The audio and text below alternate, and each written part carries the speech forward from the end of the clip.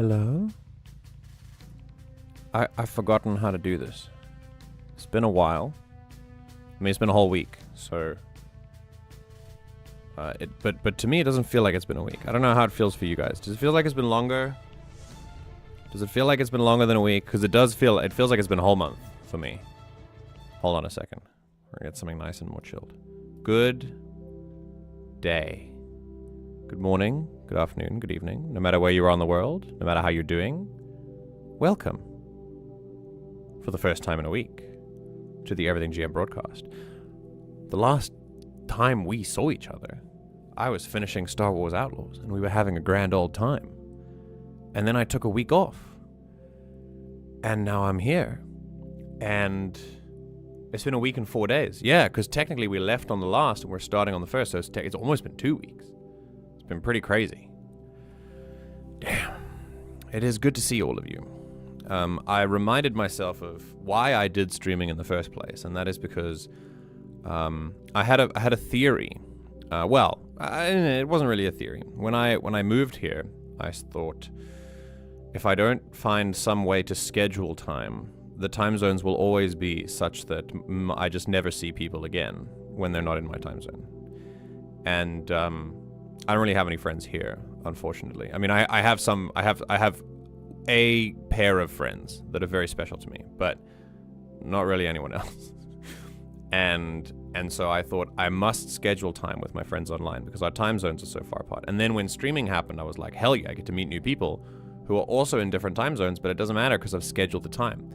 And I realized that if I don't schedule the time, I don't see people because of the time zone differences. And I wondered, if I take a week off streaming, am I going to see anyone? And I was right. I didn't. I didn't see...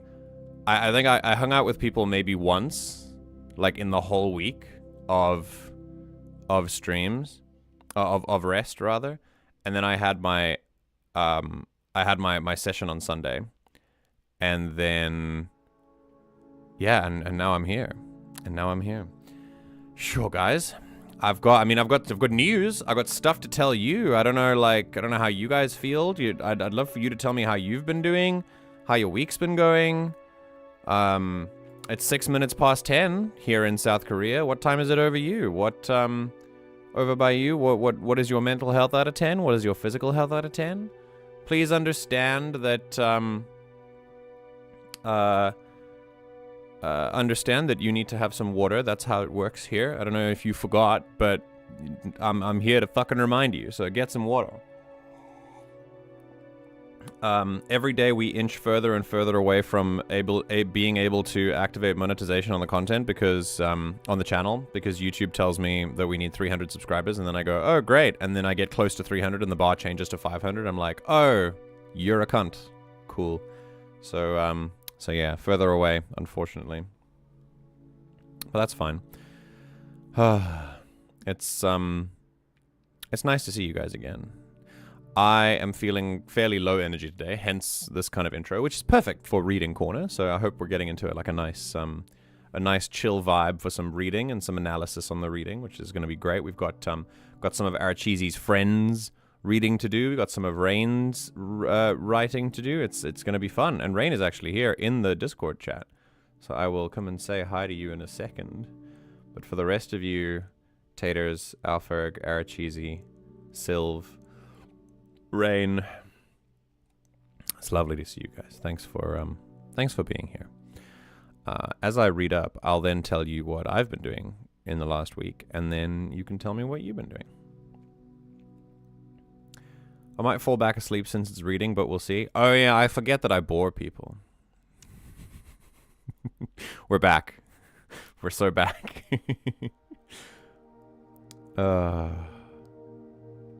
It's good to have you in my ears again. It's good to have you in my eyes, my friend. Yeah, we don't see each other because our time zones are so different. You see what I mean? This is the same issue. We left on the last and we're starting on the first. It's a lot of C.S. Lewis logic. We ended at the end and we'll start at the beginning. The only time I ever see you playing stuff is when I'm at work. Mm-hmm.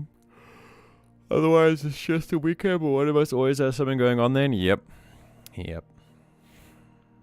Super Earth's EPist. You know, when I read your Discord status, and it says Super Earth's EPist soldier reporting for duty, I read Sleepy Earth first, and it was like Sleepy Earth Superiest, and now that's what you are to me. You are the Sleepy Earth savior. I've been considering more and more to maybe flip my schedule so I sleep during the day and be active at night. I mean, look, you do what you do you. I'm not going to judge. I'll support you as a friend. But don't do that. It's not, not healthy. Not healthy for brain. Not good for brain. Our brains haven't, let me give you some science, right? Our brains have not caught up to the demand of modern society. Modern society has moved too fast for our brains to have evolved to catch up to it, right?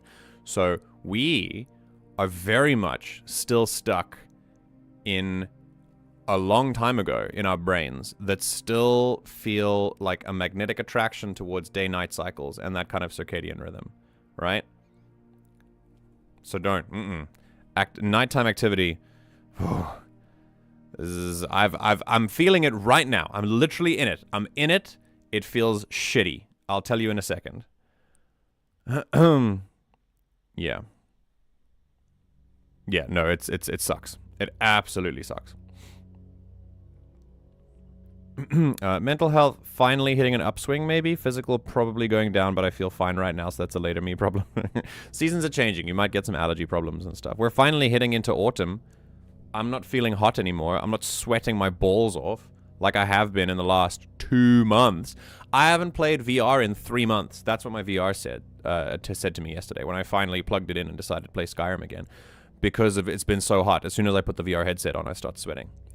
So I just got rid of it for like a whole season. It was insane. And then suddenly we had rain for like a day straight, and then the temperature dropped 20 degrees Celsius, like easily. And now we're sitting on, what's the temperature right now? It's 19. Temperature's 19. I'm used to it being 30 at this time of night. But it's now 19, and I'm so happy. I'm so happy. I am, sure. Daring today. Just spent about an hour on bus heading to a flower shop only to find the shop closed with no message about it online. I hate it when that happens. I hate it.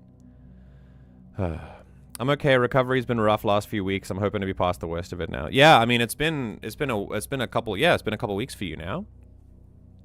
Since you did a bad and broke something and then broke another thing, breaking the first thing. So but I'm glad you're on the mend. I'm the studiist, the essayist, mentally preparing for a month of essay work. Jesus.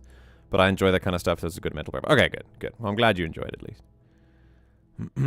It's not boring, it's soothing and comforting. Okay, fair enough.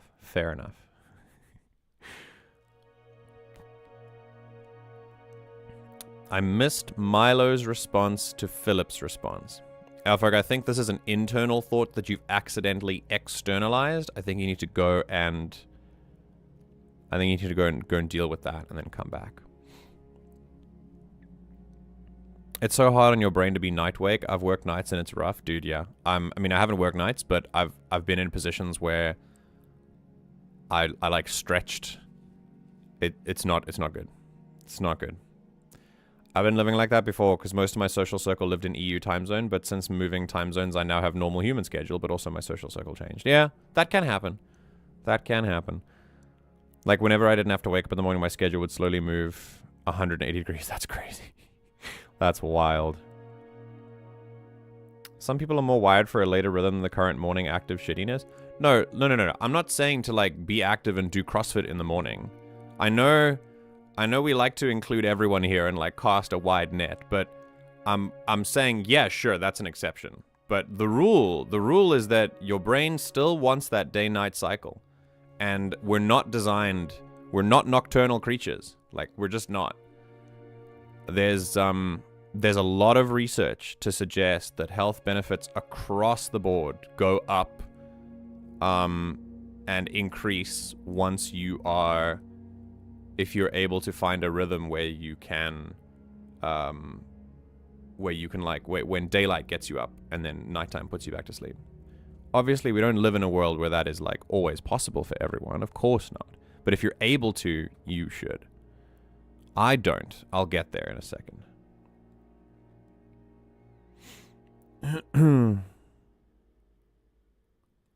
Yeah, see, I'm an evening active as well, right? Now, I'm not saying that you're like not that. This is not what I mean by the quote marks. I mean like I'm active at night. It's like 10 o'clock, right? And I could very easily keep going until like 3 in the morning. But the last little while, I've challenged myself to not go to bed past 2, like not be falling asleep past 2, and I've been good for the last week. So the week of break, I try to do that. Explain more a bit later, and then I wake up past 12, and that's like 10 hours plus. That's too much sleep. Like no, I need to fix that, you know. And most of it is because the activity that I feel is tiredness from the previous day kicking back in again. So you feel tired for the first like 80% of the day, and then nighttime comes around, you're awake because your circadian rhythm is friggity fucked, you know? It's not because like that's your like special circadian rhythm. It's because it's fucked, like most of the time. We're coming up on a month since I dislocated. Damn, a whole month? Crazy. Soothing and comforting. There's been so many times that I've helped Duds to sleep by reading to him. Brother, reading stories, reading bedtime stories, man. It's cool. It's super, super cool.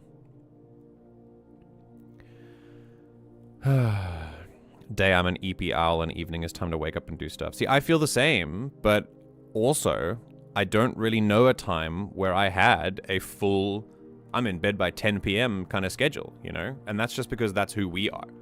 I think we, as a group of people, not because this is how our brains naturally work, I think we've forced them to work this way from lifestyle choices. I don't think it's all that, but I'm sure that has something to do with it. Do you not think that like the revenge bedtime thing, right? Because of how much the world, yes, we're going to talk about neurodivergence, because of how like the world has put different kinds of pressures onto neurodivergent people, the result is that we have that lifestyle that then comes up at like later at night. Like you enjoy the quieter hours, you enjoy the sort of lack of expectations and things, because there are so many on you in the day. But if we didn't live in a world like that, I don't think we would be like that. I think we would be very, like, a lot more, for lack of a better word, normal. I think would be a lot more typical.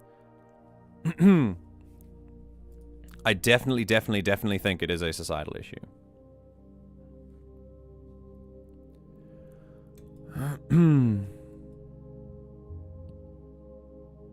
What I'm hearing is that I am special.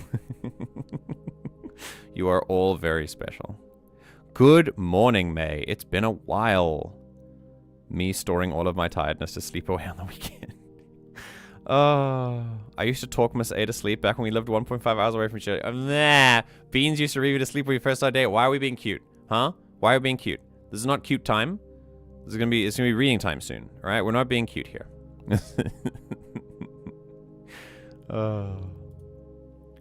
Raine. I see you in this Discord. Well, good. Hi. What's good? Sorry, I barely come here. I couldn't tell when you was live. I gave some very helpful hints in the community tab that told that I was on a break for a week, but I'm back now, so you didn't miss anything. It's okay. After we finished Outlaws, I didn't do anything for a week, and then I've come back now, and now we're kind of catching up with everyone. MK says you're not missing a lot of things, but you missed literally everything about his vacation. Well, no, I'm about to actually talk about it now. So you've actually come in at the right time. It's great. First, how are you, Raine? Vacation time. I mean, I had an allergic flare-up yesterday, which was kind of painful. What kind of allergy? Dust mites. So Me too. probably from that, I had to clean up the place a little bit, I think, and it's been a bit long overdue. It's a bit better now, but it's still kind of like, the aftershock of having had a flare-up is always annoying. Oh, it sucks. Yeah, it leaves you feeling very weak. Yeah. I totally get that. Yeah. But apart from that, it's been going pretty good. You mentioned the essay month. Yeah, we'll be working on an essay, which will be the defining examination of this course. Very cool. And I've found what I want to write about, within the constraints of the topic. Hit me with it. So because I'm not gonna don't know how much I'll be able to divulge the information. Give me the crib notes version. The able to talk about. Yeah, the quick notes. Yeah. Yeah. Because we'll be writing about librarianship. There is a proposition in the government right now that is of quite concerning, with quite concerning changes to the law regarding the librarianship, especially from ethical and juridical point of view. And that is what I will be focusing on. Interesting. Okay, nice. Yeah. Cool choice of topic. Because, we live in a kind of right-leaning government right now. We live in a society, is what you're saying. Yeah, we live in a society. The law itself, I can talk about that freely, because, that's publicly available information. It basically implies or suggests that people within libraries, but also other kind of public governmental institutions and such, will have a duty, to report suspicious activities and stuff like that. Wait. I think we can both see how much of a bad thing that is. Wait. Is that a real thing? That's in the law right now? It's a proposition still. Oh, it's a bill. I don't think they have actually passed it through. But that's I don't think you need to, be that deeply intellectual to figure out how fucking wrong that is. Reporting your neighbors? Hello? What's going on? Wow. There's been a lot of uproar about it from various librarianship organizations, which is good, because this is when you realize just the how fundamental the library is to the society, social fabric and everything. Yeah, as well as the massive support that library provides, more than just the knowledge that it contains, but also the especially helping minorities and immigrants who come into the city with learning kind of the whole governmental stuff. How do I do my taxes, things like that. Very good. And also people who are I don't know what the word is called, but we call people who are marginalized or in a underdog situation, I think is for lack of a better word. Yeah, you would just say marginalized groups, or disenfranchised. Yeah, disenfranchised is a good word.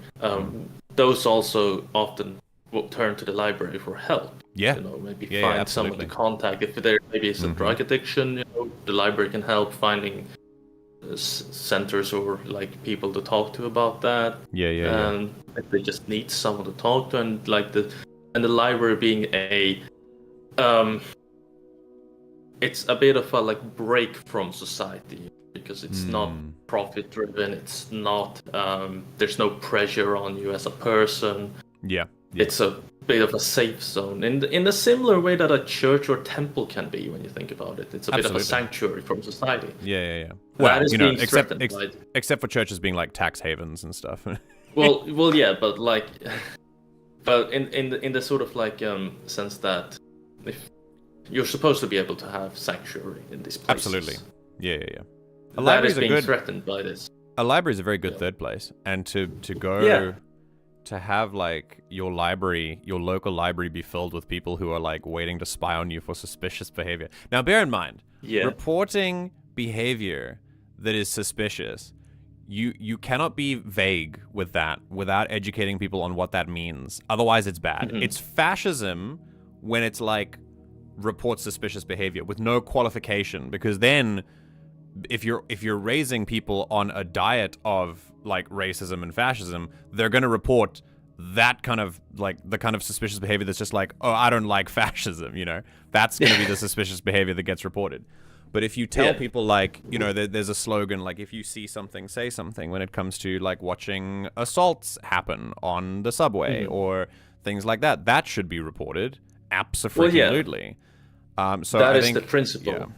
It's that the problem with the bill is that it's going more for the former, and it's also very implicative of, you know, oh, this person does not have legal documents. They must have gotten into this country through like illegal means. To put it bluntly, I should report that person. It's like no, that's no. Like, people have hard enough lives being undocumented already. Like, you don't need to add to it. It's fine.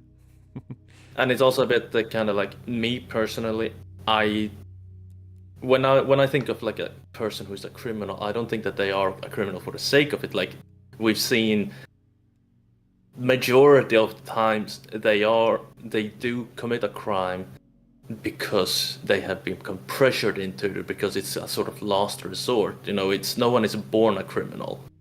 Correct. Is the thought I have.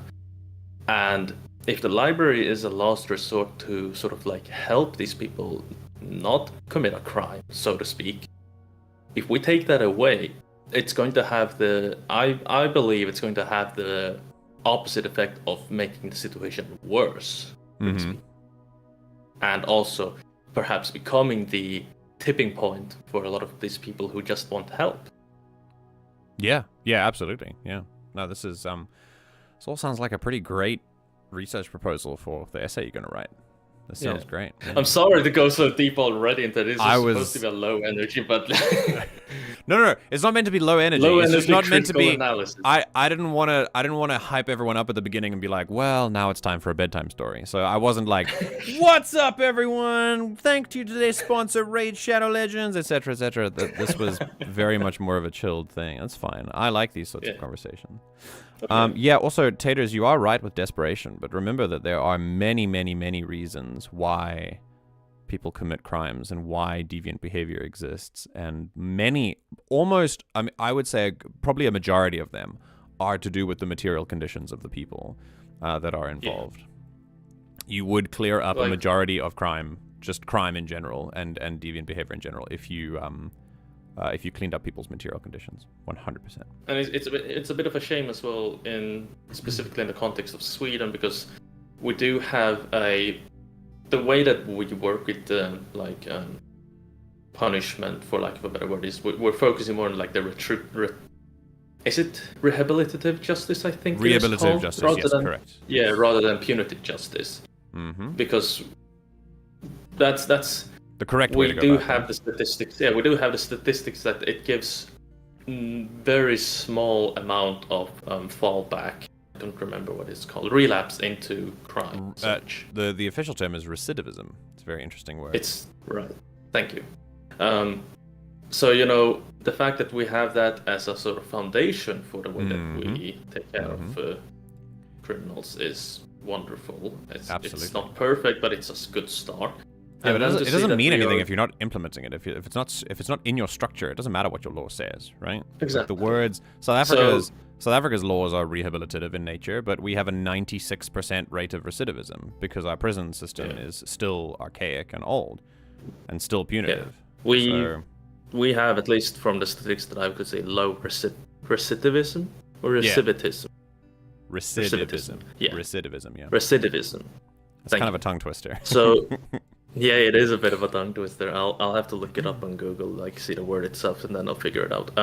But yeah, we do have a low recidivism in Sweden. Last time I checked the statistics, so you know, the system is working. It's helping these people. Yeah, that's great. Even though we're still lacking, we're still not all the way there yet. You know, we still had the crime registry, which is being it's very preventative towards people being able to fully return to like a society in the sense Yeah. of getting a job or being yeah. able to get some kind of income, that kind of stuff. But these are the challenges that we'll have to work with and try and improve upon.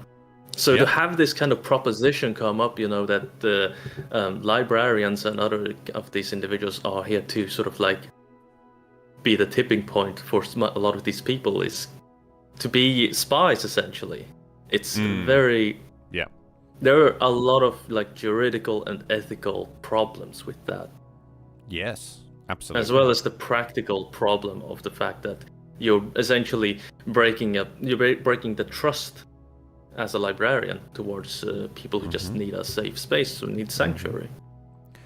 I would personally put it to equivalence with to break their oath of silence if there's something, you know, if again, like if there is an undocumented person, or in the church with breaking that vow of silence from confessions. Yeah. Like a confidentiality agreement kind of thing. Yeah.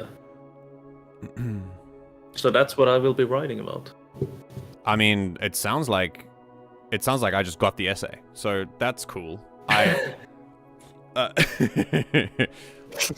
think some alarm bells should definitely go off in your head if you start reading about something. Just in general for everyone here, if you start reading about something that relates to turning people against other people, like regular people against regular other people, and harboring a feeling of mistrust. That's something that I've been very aware of lately, is how much of our world is built on a foundation that people can inherently not be trusted. And it's a pretty crazy way to live, honestly. It's a pretty crazy way to live. It's hard not to look at all of this and all the things that are compiled on top of each other and go like, are we not just fundamentally broken? And it's a little more nuanced than that, but it's easy to come to that sort of conclusion. I'm reminded of the meme that Sylv posted, I think it was, about... Was it the... I'll paraphrase it real quickly, you know, it's the whole thing about living in a capitalist society and then saying that it's in human nature to... Yeah. It's so true what that meme is saying, that's just, you know, that's factually incorrect, I would say. Yeah, it's like the analogy was... We've been conditioned to it, but... Yeah, the analogy was like... I severely doubt that we are that by nature. Yeah. It was like throwing humans in the ocean to live their lives and then blaming them for drowning. Like, this is not where we're supposed to be. This is not our native environment. Anyway. Like, there's... I just want to finish off my thought. Like, there's no way that we could have, like, become what we are through sheer greed and capitalism. It is a later invention. But the fact is that people needed to collaborate and work together at the very start to be able to become something more than just survive. Like, that alone should be, in my opinion at least, some kind of evidence that we are not by nature greedy or selfish. Yeah. I mean, there's a lot of there are a lot of case studies and social experiments and surveys that have shown that we default to communal living when put either when all our needs are met or when we're put in survival situations. A lot of communities will just band together and help each other. Yeah.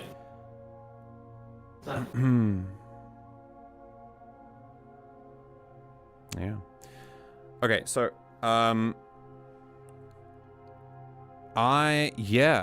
before we get into reading, which is the titular part of the stream, I've also given myself a goal. I'm going to try my best to I'm going to try my best to not make streams too long from now until December. I'd like to really get a good circadian rhythm going, as we were saying, which I'll talk about in a second.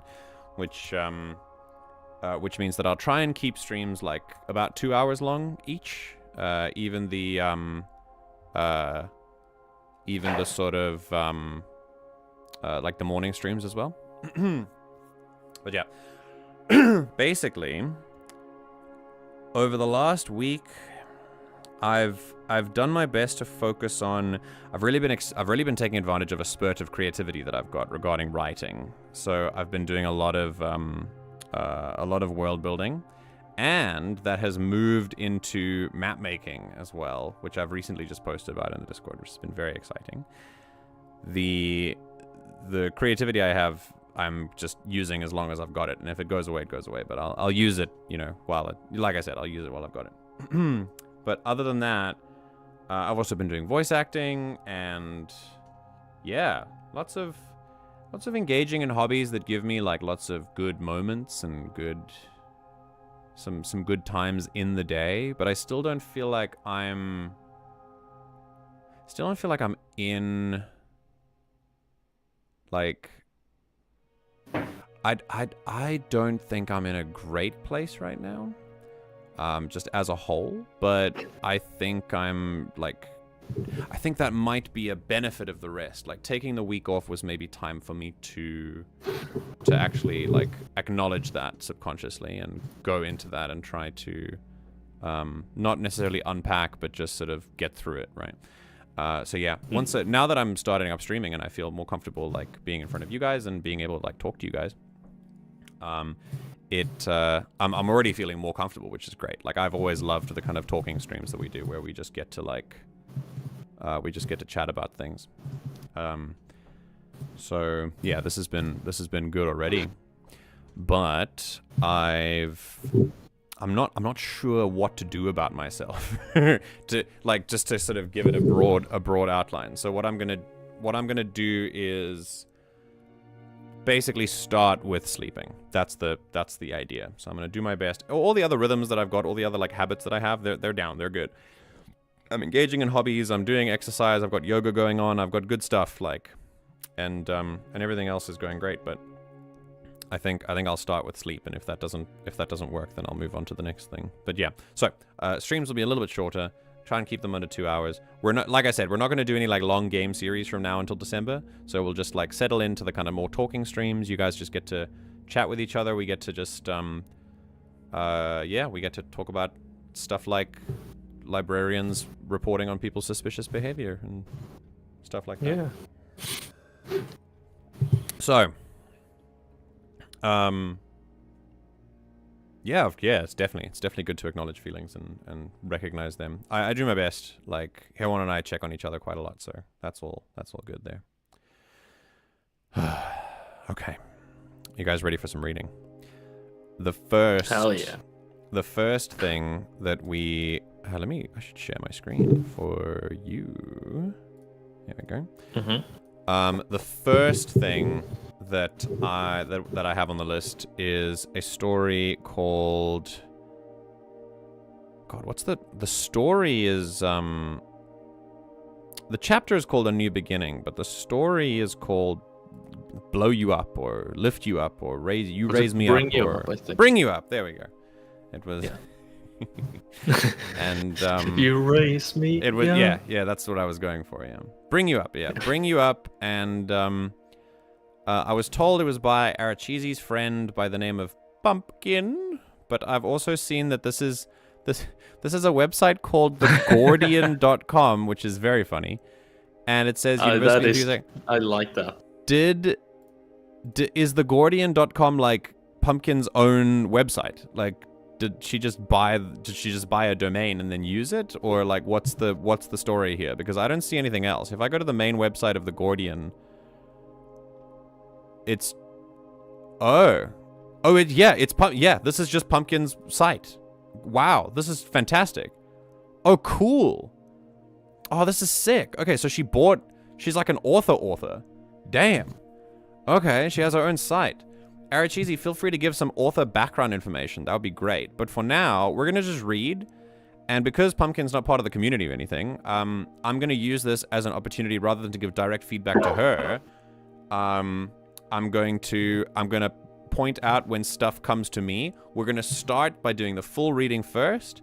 And I'm going to try not to interrupt myself as much as possible. And then when I get to something that I think is cool, I will kind of put a little note there. And I'll point it out. And we'll talk about it for later. So, this is how we'll start. with Chapter 1, A New Beginning. And again, I think The Gordian is an incredible name for a website. Like I said, I don't know anything about this story. I haven't read it yet. It's the first time I'm engaging with it. And we're going to start. So give me a second. I'm not sure what vibe we're going for.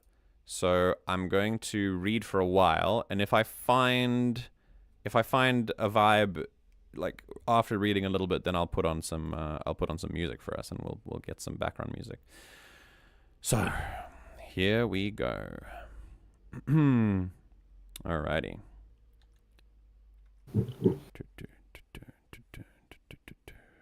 Okay. Chapter 1, A New Beginning. I need to quickly put a new thing up. Okay, cool.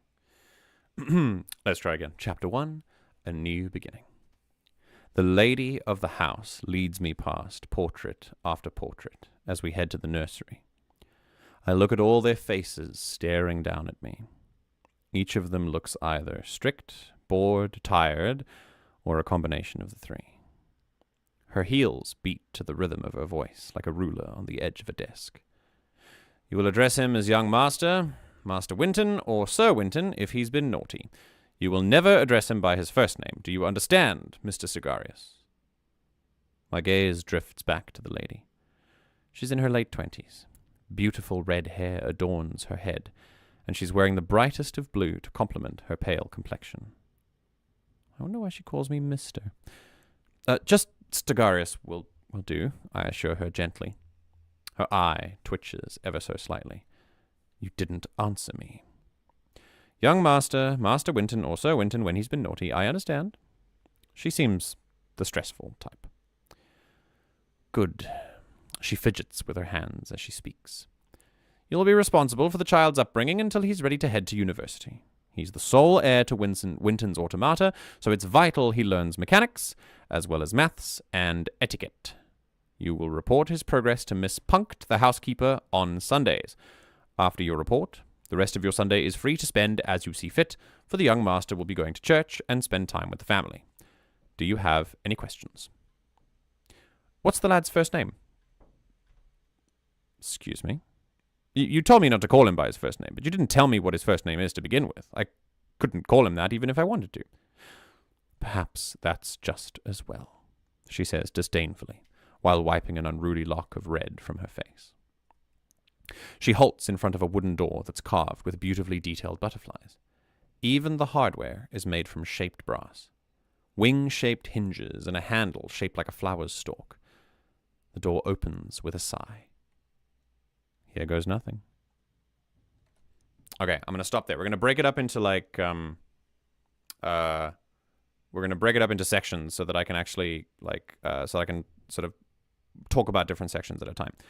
Firstly, I've definitely found a vibe. So we're going to try this. Yeah, this is good. Listen, Alfred, I'm with you. This is a choice. The centered text is definitely a choice. I'm not hating it. I'm actually finding it very interesting.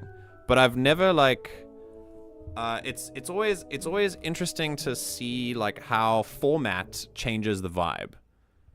A lot of centered text is made for things like, brochures or advertisements or things like that.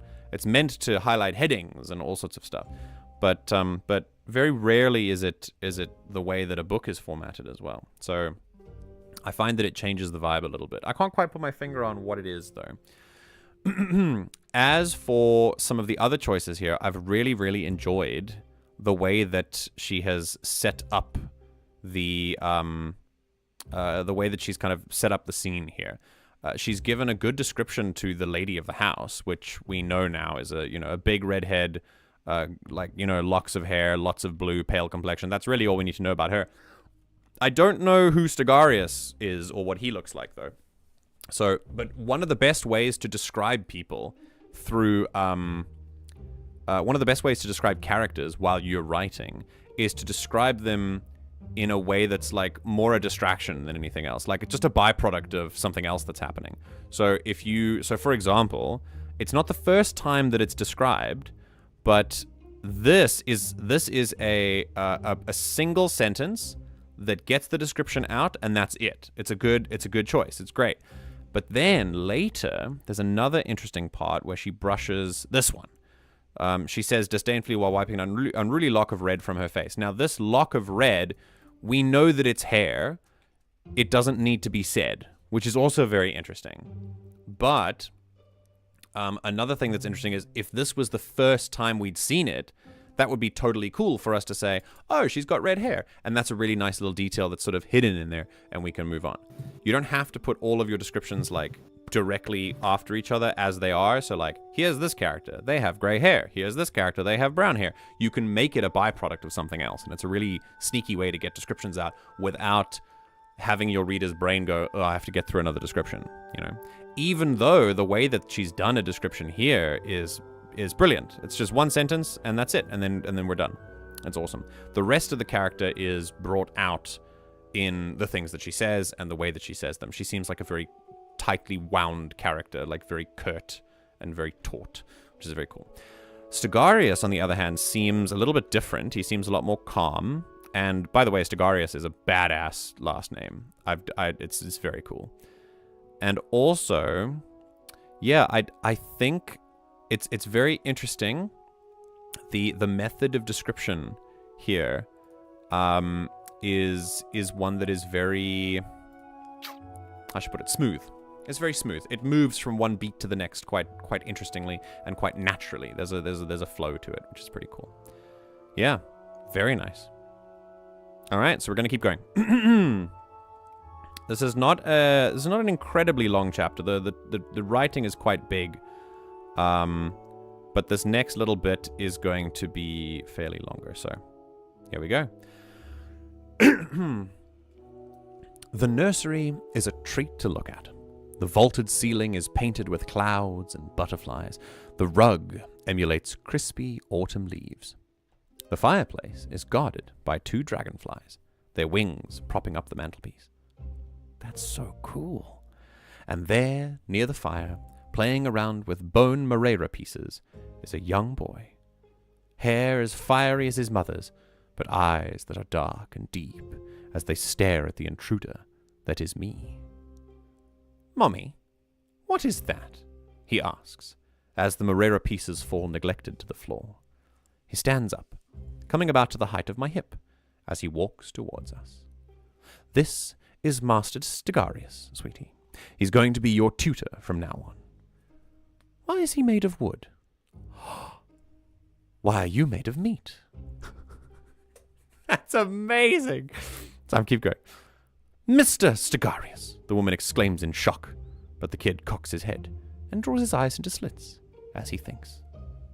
I'm not made of meat. I'm made of me, he replies with conviction. Me isn't a material, Master Winton. It's merely a shorthand to differentiate the self from the other. The other? I can already see this one is full of questions, but his eyes are gleaming joyfully. Simply the ones that aren't you. Then what's a shorthand? That's quite enough of that, the woman shrieks, and I realize I've gone too far. She opens the door and sharply signals me to head on through.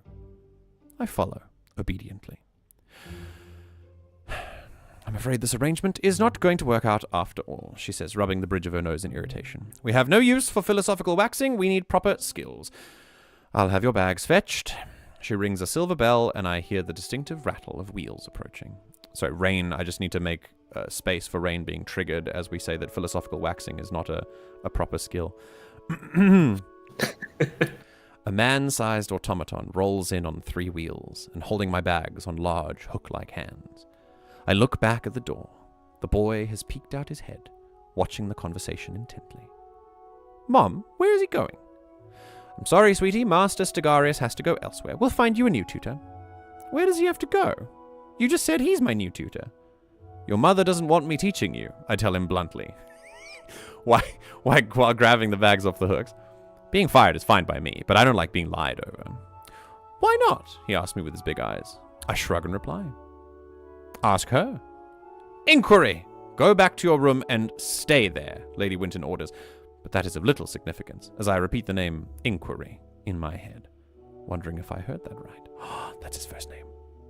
Why? The boy whines loudly. Because I say so. But go! The woman's ears have gone quite red. The kid keeps looking past her mother and straight to me, as if looking for permission. I nod slightly and gesture him to close the door. He disappears back into his room, and I swing my bags over my shoulder.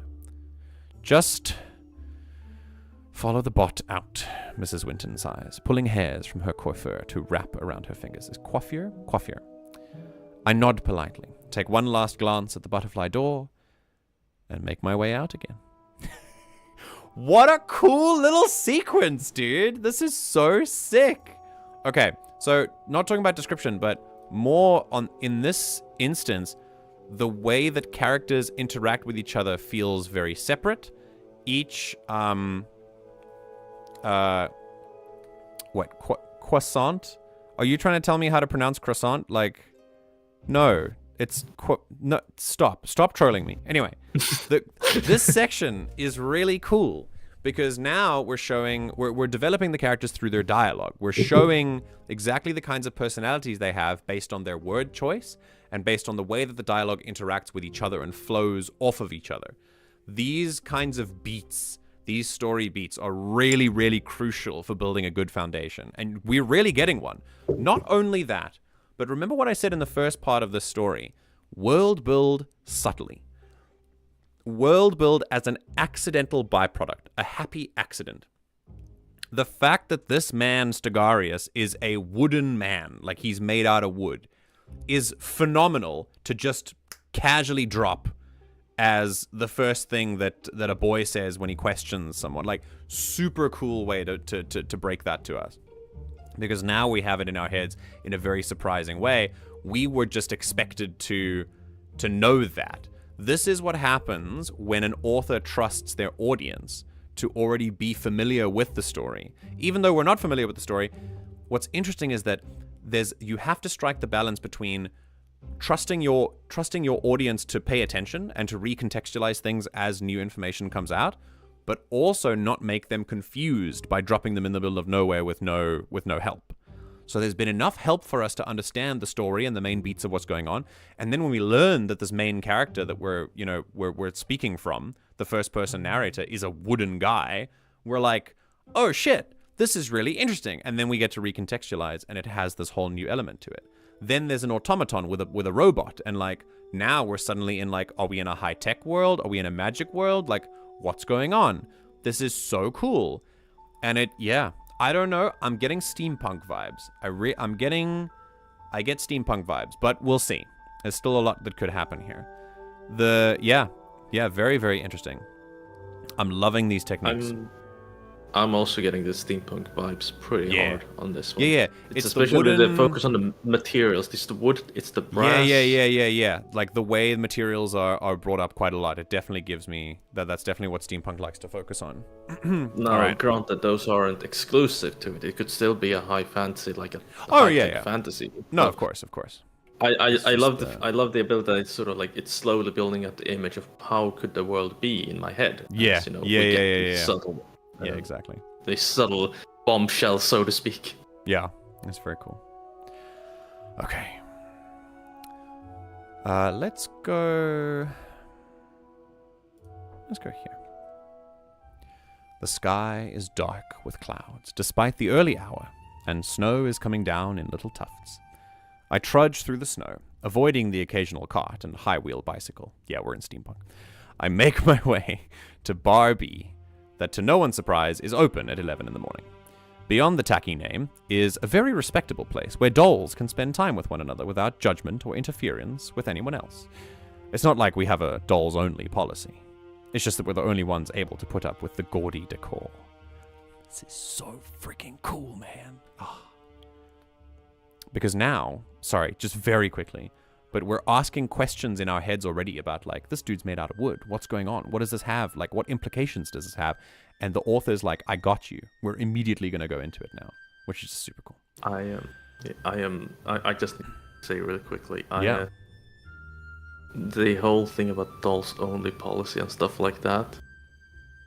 It's that's an interesting thing to think over.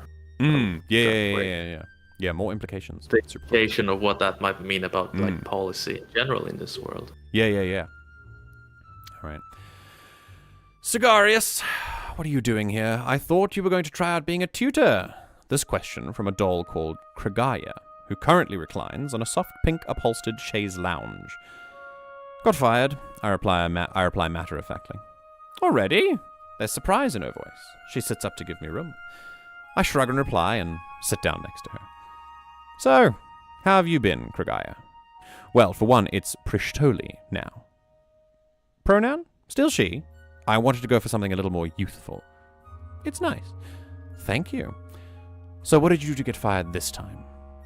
I asked too many questions. She chuckles. That sounds an awful lot like you indeed. She rises from the couch and stretches, showing off her long wooden limbs before patting me on the head. She's younger than me by about 10 years, meaning her body is much better crafted than mine. She's a singer, working for some director whose name I keep forgetting, or do they change all the time? I'm not sure. She spends a lot of time here, though, that's for sure.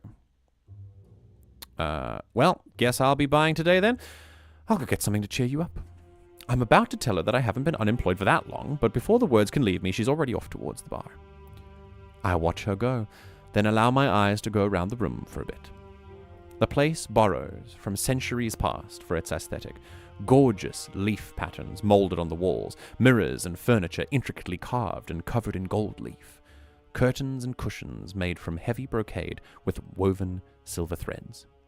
It's a home away from home, meant to emulate the home we used to have a long, long time ago. Prishtoli returns to the table and sets down small brass machine. Jack Sagaris told me this is one of their best, but I haven't had it before, so blame them if it sucks, alright? Sure. She turns the key carefully, winding the circuit until it won't go any further. Well, here goes nothing, she says, putting it down. A lovely melody plays forth from the gears and pegs, a cheerful little ditty that's clear enough for us to hear, but not loud enough it might bother other guests. I close my eyes and listen, entirely and completely at peace. The song is too pretty to talk over, and we sit there in silence, sharing a moment of tranquility. But then the gears slow and stop, the song ends, and the room appears back in front of me. What do you think? She asked. I loved it. Good. Kind of like the flap of a butterfly's wing. But maybe that's just because butterflies are on my mind. Really? I thought the same thing. Well, in my head they were sparrows, but close enough. That rise in the middle was very energizing. Exactly. I'm going to get another, she says, snatching the machine off the table. You will do no such thing. It's my turn. I extend my hand to her. She shrugs. Fine, if you insist, and hands me the device. Brother, wooden dolls go to a bar, not to drink, but to listen to music that's been like specifically made for them. Huh? The bartender makes music on like little clockwork things that they then listen to. That's how they drink and go to bars. That's crazy. That's so cool. That's phenomenal. They're dropping bars. It's correct. That's such good world building, dude. This is so sick. Yes. Also, one thing that I am, yeah. No, go. Do your thing. The one thing that I'm enjoying a lot with this writing is the way that the characters are.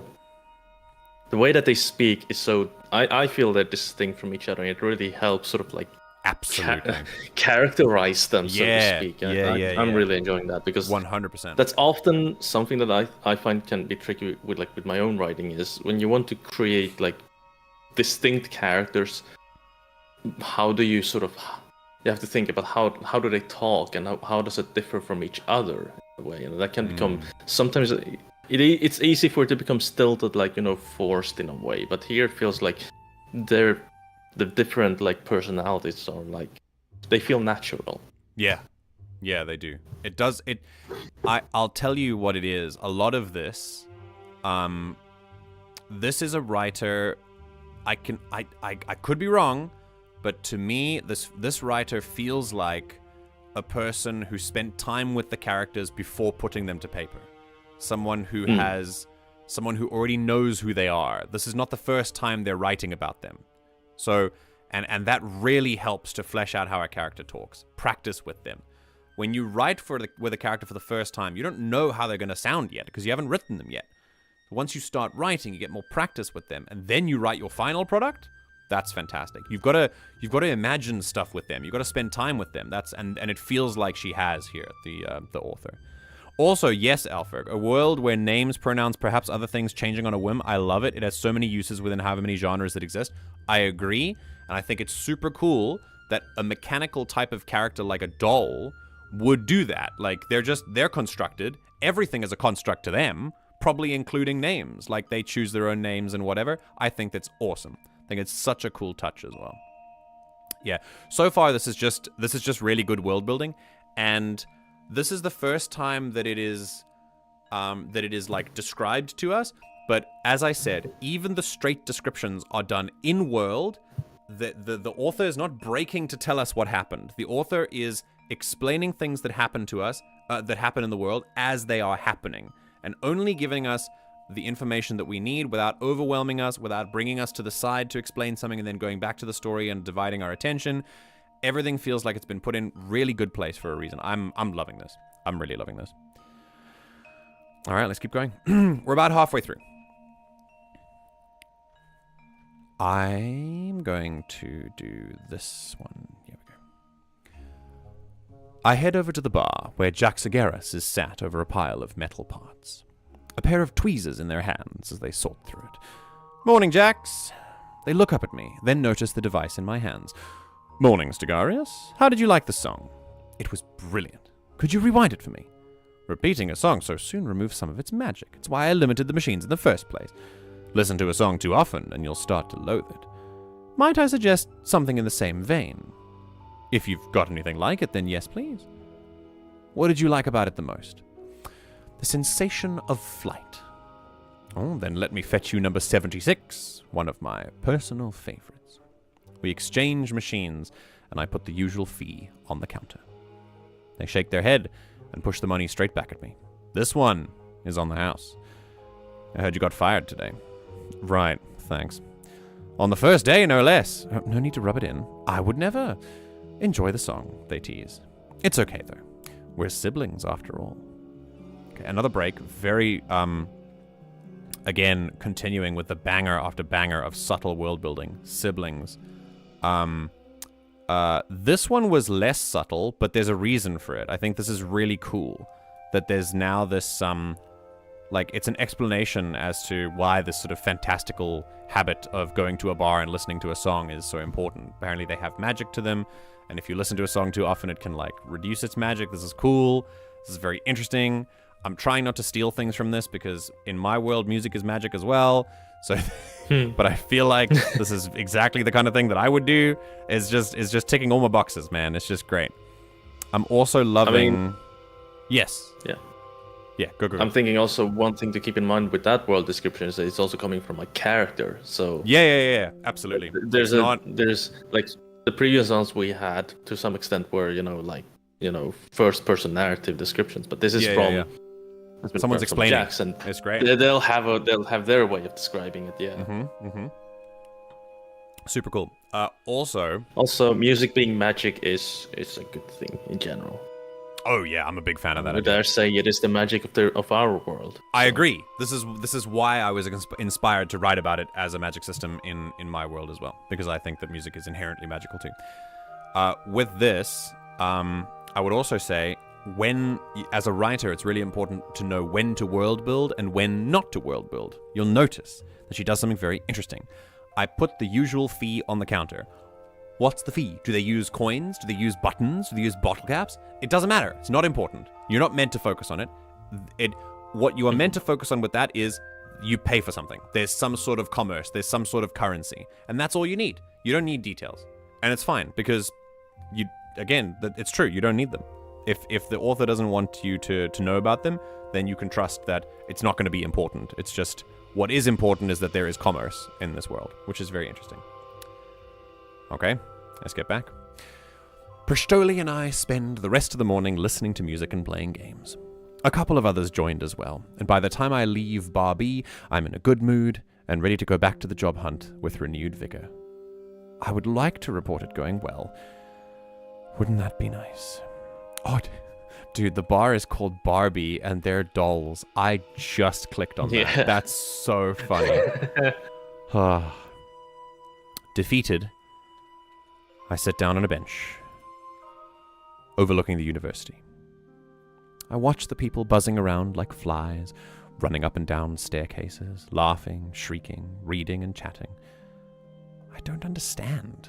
I have an impressive resume, multiple degrees, spotless record. I'm strong, fit, don't mind working hard. So then why does no one want me? I follow the red brick walls up and up to stained glass windows, stone carvings and spires reaching high up into the sky, kept upright by flying buttresses. I believe Janine works here. It's been a while since I saw her. Maybe I should go up and talk to her, ask if there are any openings at the university. I mean, it's worth a shot. I get up. Stegarius? I look behind me to find a kindly old man smiling at me. He's wearing a fine costume of red and grey, meaning service staff, most likely. Perhaps a butler of some kind. That would be me, yes?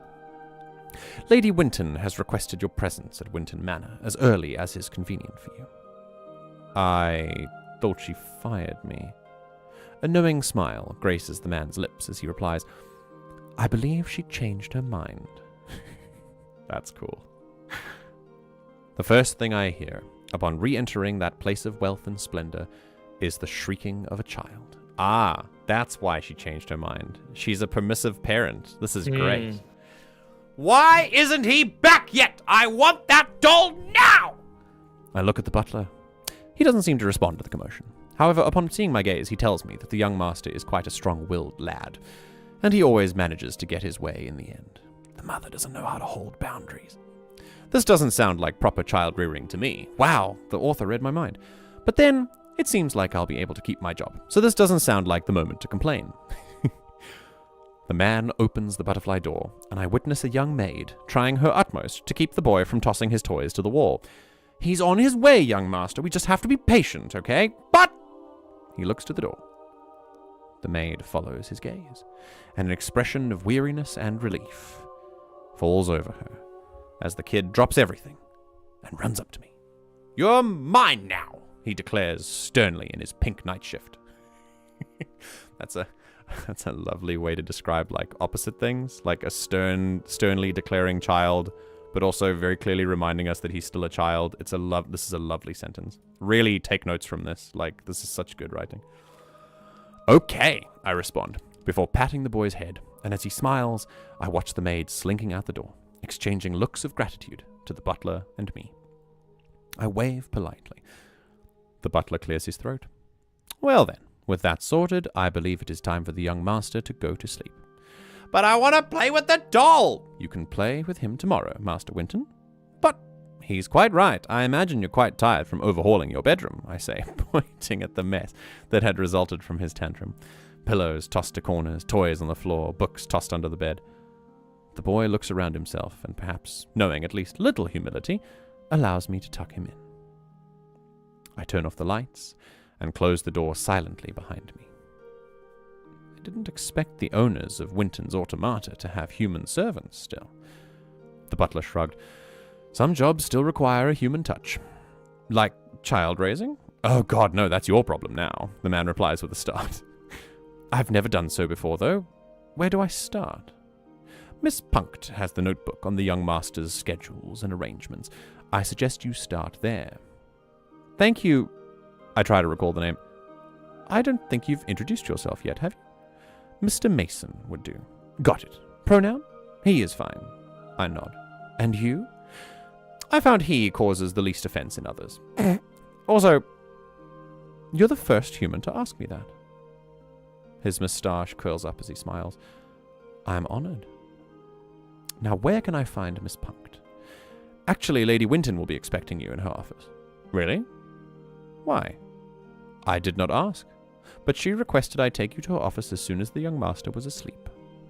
I see, in in that case, lead the way. Okay, wonderful. Okay, wonderful. For, like, God. So, I'll talk about details here. The very interesting connection of a tantrum throwing due to permission too easily given from a parent, connected with the initial inquisitiveness and the curious nature of the boy when he first met Stegarius, is a very interesting link that shows the author understands how children work in various environments. An inquisitive child will often engage in, like, quote-unquote acting out behavior when given permission to engage in their inquisitions without holding boundaries firmly, without engaging in, like, actual parenting, which this child seems to be engaged in a minimum of. When the parenting style is too permissive with an inquisitive child, they end up being entitled like this, and they end up throwing. Now, I don't know how old he is. I can't really remember if the age was, specified or not. But he seems old enough. Yeah, he seems old enough that I don't think a tantrum like this would necessarily be.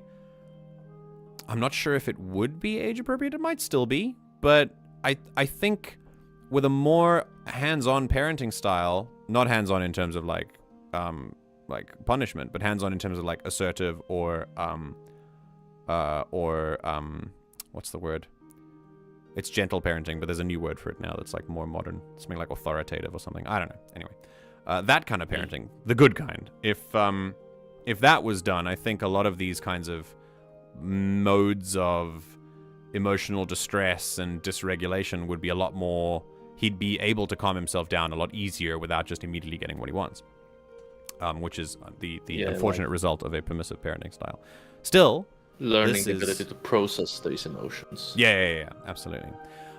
So this is a really cool connection to make, and that's lovely.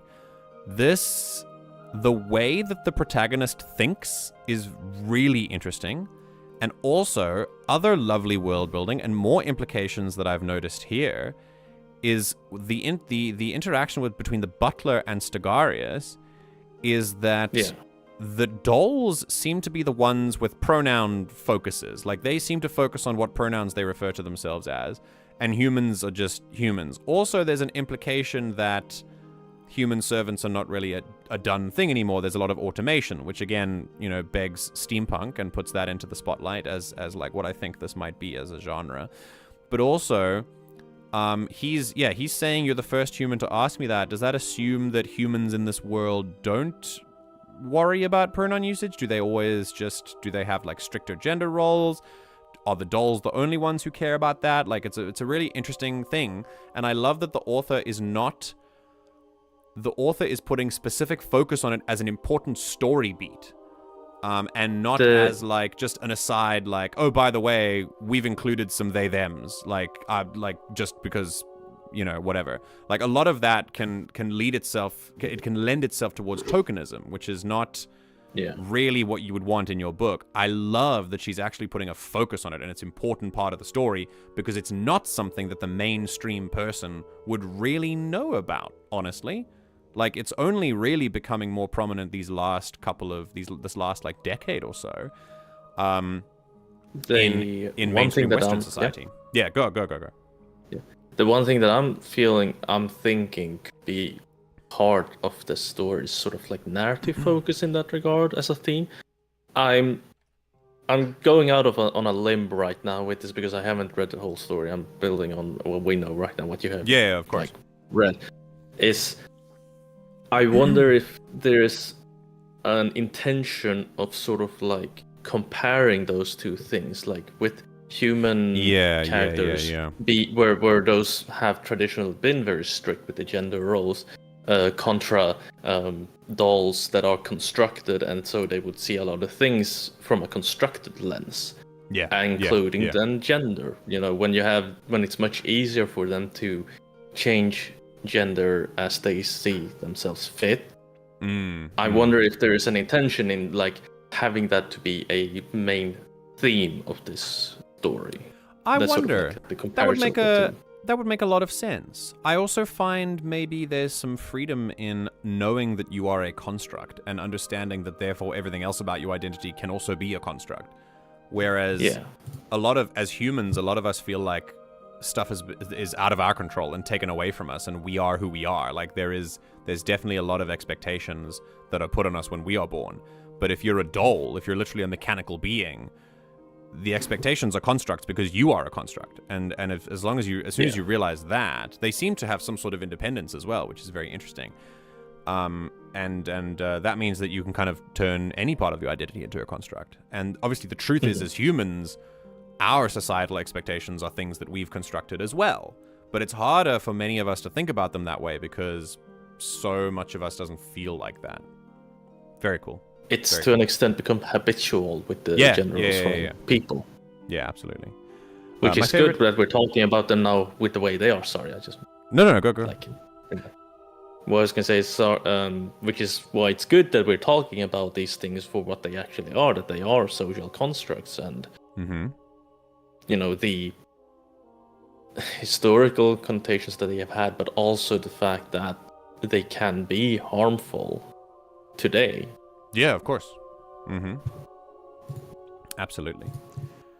There's also another thing that I sort of like noticed is also of the relevant details in the world. One thing I keep noticing is the re-mentioning of butterflies. This is the butterfly door. Strigarius' mind was on butterflies when he was listening to the little machine. Like it's not saying, you know, it's not like saying the butterfly door first time and it just goes to the door later on, but it's always repeating that it's a butterfly door when dealing with the young Winton. It's definitely a purposeful thing. I wonder if that'll come back later. But that's a good catch. I have a feeling it does. I think Stegarius' mind was probably on butterflies because he saw the butterfly door, but why it was important to him might come back later, and I'm thinking my thought about it is the symbolism of butterflies, you know, with the whole transformation thing, you know, from a caterpillar into a pupae into a butterfly. I'm thinking there might be something like that in it, but you know, this is also me going out on a limb with you know. Yeah. I think we might. My brain just locks those things in, and then even if it might not go that way, it's just is it this maybe? Was it that maybe? There are other chapters, so if you like this, we're just going to read chapter 1, but if you like this, we can, you can go on your own time and read the rest. Like, it is certainly available to everyone here. I mean, I would like to do that. Yeah. All right. This is a compelling story. Yeah, absolutely. Absolutely. My favorite part of this world building so far is that it's simple. Yeah, I like this as well. It does exactly what it needs to. It doesn't leave us wanting anything, but it doesn't overload us with information. It's very clear the writer knows what's going on, which means we can trust them easily. It's super cool. Yeah. I love that pun, but it also tells the world it's a doll bar, but it doesn't have a usual name, just a designation. Yeah. More good world building. Yeah. Small scale the story is, but the world building hints at the larger world. Yeah, very good world building techniques. It feels like humans, number one, maybe don't care about the dolls' pronouns, or two, potentially don't change pronouns often, whereas the dolls do. Yeah, it seems like the dolls definitely have more of a change. It was implied at the bar, I think, that the dolls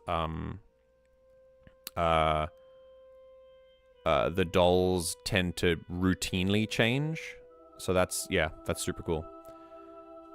Also, the fact that the only one human in Stegarius' life has asked him about his pronouns means there's possibly a pretty big divide between dolls, automatons, and humans. That probably means there's a lot of probably means there might be a class divide between them as well, which, you know, we would have as well if we had automated servants. Like, there would definitely be a class divide. Yeah, the door is just a butterfly door. No, it's just filler. Yeah, absolutely. The curtains are just blue. The butterfly is not relevant. Hello, Chris. Happy studying. We're just gonna read some more. Okay, been having a bit of buffering issues. Ooh, even with reading. Interesting. Okay. All right, I want to move on. So the new, yeah, we're almost at the end of the chapter. But yeah, Raine, did you want to say something? No, I think I've said what came to mind already. Okay, cool. We'll see. We can continue. All right, awesome. Give me a moment. Let's go here. Mr. Mason leads me up the stairs and down the left, where he stops at a door with a sign that says office, and nothing else. The door has an ornate-looking lock, presumably mechanic, but aside from that is surprisingly plain. This is the ladies' office, and with that, I wish you good night. A good night to you, too. It was nice meeting you. He makes a slight bow before walking back to his duties. I knock. Who is it? The lady shouts from the other side of the door. Stegarius, Mr. Mason told me you wanted to see me, Lady Winton. The lock starts the whirl and twist, little gears rolling around. Then it stops. Come on in. I open the door. Yeah, dude, we're steampunk. We're so full steampunk right now. She's sat over a writing desk, pen in one hand, and a comptometer sitting next to the other as she punches in the numbers. What is a comptometer? Give me world building. You called for me? I ask. Sit down, she says, without so much as looking up. I follow her order and wait. As I sit there, I look around at the paintings on the walls, all winter scenes for some reason. I look at the comptometer as the steel and brass parts, pins and hooks pivot up and down, and the wheels turn inside with unscrupulous accuracy. There's no clock in the office. For all I know, I've been sitting here for 5 minutes already, but nevertheless she keeps tapping on the calculating machine. Now I know what a comptometer is. Yay! See? That's good world building. We are so hardcore into steampunk right now. Yeah, we're definitely I love it. Steampunk. Yeah. I don't like your attitude. Who? Me? I ask her as she keeps facing downward as she speaks. Yes, you. Why? That, she points at me. Always with the questions. You came here to answer questions, not ask them. Young master has no need for that Socratic nonsense. Socratic. You had Mr. Mason search the city to find me, though. She grunts. Don't remind me. Look, all I did was make sure he wouldn't do anything stupid like burn the house down. I don't mean for you to get comfortable here. Just to stick around until either I find a replacement he likes better or gets bored of you. Well, at least she doesn't dance around the subject. Knowing that, why would I choose to stay? Because I wish to employ you, and the next time something like that happens is uncertain for you. She has a point there. Very well. Then it's settled. The woman rings a bell, and a small automaton that reminds me of a mix between a cat and a radio comes zipping into the room. That's phenomenal. It'll lead you to your sleeping quarters. Any items you need to collect from your house will be retrieved in the morning. Good night, Mr. Stegarius. I have a question. The woman groaned as if my words physically hurt her. What is it? I'd like to see Miss Punkt about some documents I need. Where may I find her? Miss Punkt is asleep. You may find her tomorrow by changing the punch cards on the automaton from number 031 to 056. You know how to change punch cards, I presume? I'm afraid I've never come into contact with an automaton of this model. And that gives us a chance to learn more about the world when the character doesn't know something. It's a very common technique. Probably one of the most common techniques is when the main character doesn't know something. That's how we get to know it. Right. She steps to the auto and fills a small hatch in its flank, snatching a pale yellow celluloid card from it. A paper label on the end of it designating it 031. She then pulls a knob that extends to a drawer meticulously archived on the building and floor. You can find the other cards here. Be sure to put the cards back in the right place. There's a list in front of the drawer. Got that? Card 031 for my room. 056 for Miss Punkt, but she's asleep now, so I shall try tomorrow. She nods, then pushes the card back in the automaton. Good night, Mr. Stegarius. Just Stegarius will do. She doesn't comment as she sits down and starts punching in numbers again. Oh well. It was worth a shot. I think she's racist. This is definitely giving me like the vibes of like subtle racism. I think she's talking about like asking questions is bad, but this is definitely, it feels like to me, like the writer has a grasp on how the subtleties of racism can come forward she's not like, you're a doll and I hate you. She's more getting at qualities that he has that would ordinarily be found stereotypically in dolls, maybe asking questions or like not knowing something or whatever. And I think I can definitely feel that prejudice coming through the page. There's a lot of that. And it comes through in the way she speaks to him. I don't know if it speaks to everyone. I don't know if she speaks that way to everyone else. She seemed to change her tune when she was speaking to her child, but that's to be expected. I'm getting racist vibes from her for sure. Like old racism kind of thing. Also, cat and a radio mix. Jesus, how freaking cool is that? A comptometer for a calculator. Punch cards to summon automatons and like get them to change their routines and pathways and stuff. Like all of these things, the implications. Oh, we DC'd. Hang on, we should be back. We should be good. It says it reconnected, so I don't know if that's going to be a quick DC, but we should be back. Yeah, there's definitely, I agree, Taters, there's definitely a power dynamic being forced here, and she is absolutely, I think it might be based on like speciesist kind of vibes. My brain is spinning with the world building. That's what I was saying before when we disconnected. But we get fed little pieces as we go, and then the writer kind of tests us by giving us a little more each time we get the world building. And now we're learning about more stuff, and you just kind of have to strap in and be along for the ride.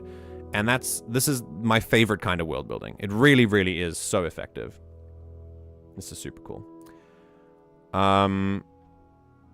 Hold on a second. Okay. The comptometer was the first commercially successful key-driven mechanical calculator patented in the United States by Dorfeld in 1887. It's a real thing? What? Yeah. I found an image in No Mic. Proud to look. I've seen one of these before. They're so amazing. Wow. They're so amazing. Yo, that's what a comptometer is? It looks like it looks like a calculator typewriter. That's fantastic. Yeah. That's so sick. The comptometer was the first No, do not let this be the new Greenwood. Please. Do not. We'll try and sneak in somewhere a comptometer made out of gorilla wood. Stop it. Stop it. All right, let's finish this story and then we'll get on to Raine's. I follow the bot to my room and find a sober but well-kept room available to me. It has a bed, desk, chair, but no room for a full-sized wardrobe, sadly. I guess most of the servants who work here have little else beyond their uniform. And frankly, while Miss Winton told me to retrieve the rest of my stuff tomorrow, there wasn't that much that needed retrieving. I had expected to stay that morning and brought most of my belongings as a result.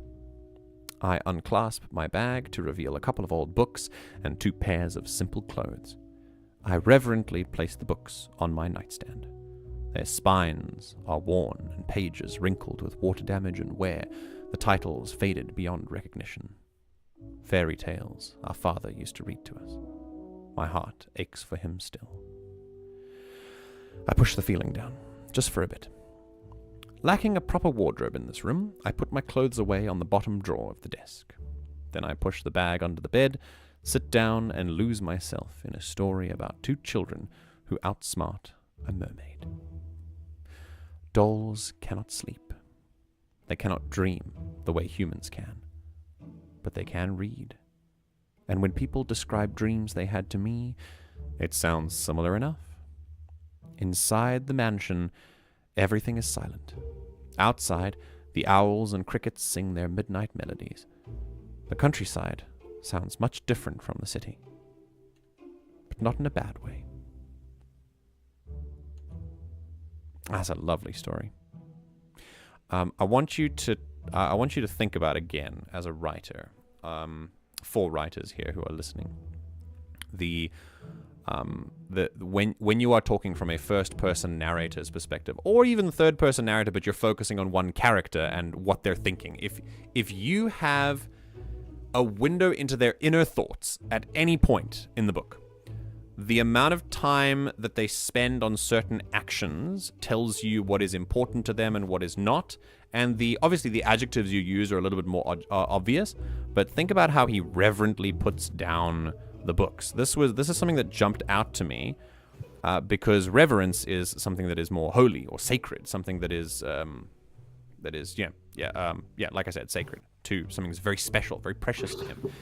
And the fact that we're suddenly talking about books it's not only it's the first time that we've ever talked about it, and we're dedicating more than one sentence to it. You should know that this is going to be a very important thing to this character.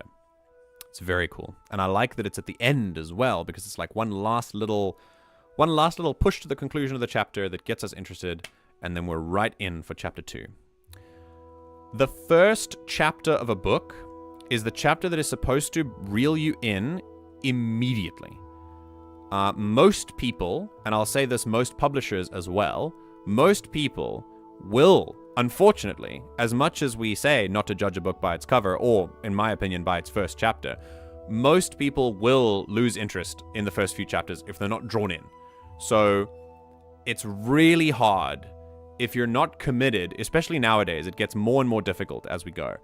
But it's really hard to make a good first chapter because it needs to be, it needs to pull you in. It needs to be attractive, and it doesn't have to have action in it. It just needs to be interesting. And it needs to be one of the most interesting parts of your book. Once someone is committed in the middle of the book, if you have something that you can't get non-boring, then you can put the boring stuff like in the middle of the book. But if it's at the beginning, your reader will not, they'll put your book down. If they're in a library, they're going to put it back. So you've got to make sure that your first chapter is your selling point. Like, it's the very reason this is why you should buy my book. This is why you should read my story. And this chapter honestly ticks almost all of the boxes. Like, I mean, I say almost all because I don't, like, perfect is such a weird thing to say about anything. But what I mean by this is the kinds of boxes that it ticks are, it's got great world building that keeps us engaged. It feeds us a little bit at a time. The descriptions feel natural. The dialogue is, it tells us that the writer has spent time with these characters before putting them to the page. There's just enough description that we need, that we're not overwhelmed, but also that we're not wanting for more. The chapter leaves us with questions that hopefully the book will continue to answer as the story progresses. There's also a single underlying atmosphere. There's a slight whimsical nature to this book.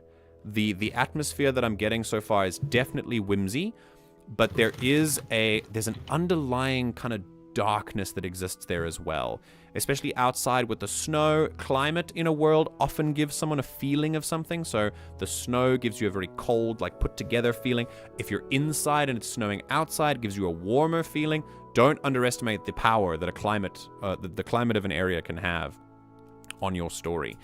And the gears and cogs and inner workings of machines and steampunk stuff that we're getting already, that's also something that we've that has been focused on here. And it's got one underpinning atmosphere. It's got a good theme. It's got good tone. I've loved reading this. It's been a pleasure to read. It's very easy to read as well. Like, for me to read out loud, it was lovely. I found that everything flowed very naturally. I can tell the author has a good grasp of the English language, which is always nice. It doesn't feel unnatural. I don't know if this is her first language, but it sounds like it is. There are a lot of English turns of phrases here that a fluent person would use, which I think is really, really cool.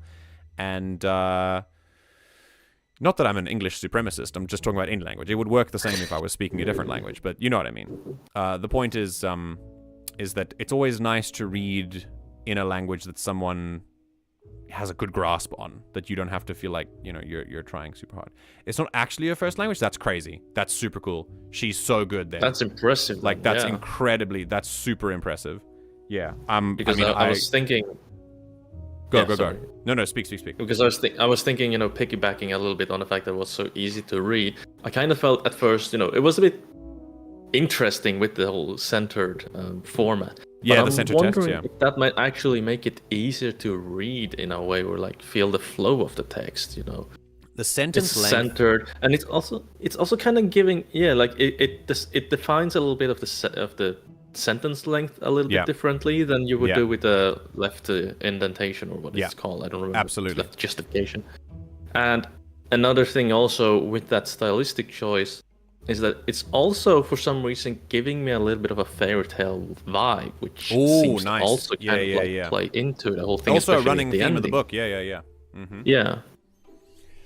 So it's like, I really do enjoy the fact that this seems to be made stylistically accessible, but also have that as a sort of, it feels a bit like that's a theme in the way it's presented rather than the way it's describing or writing it.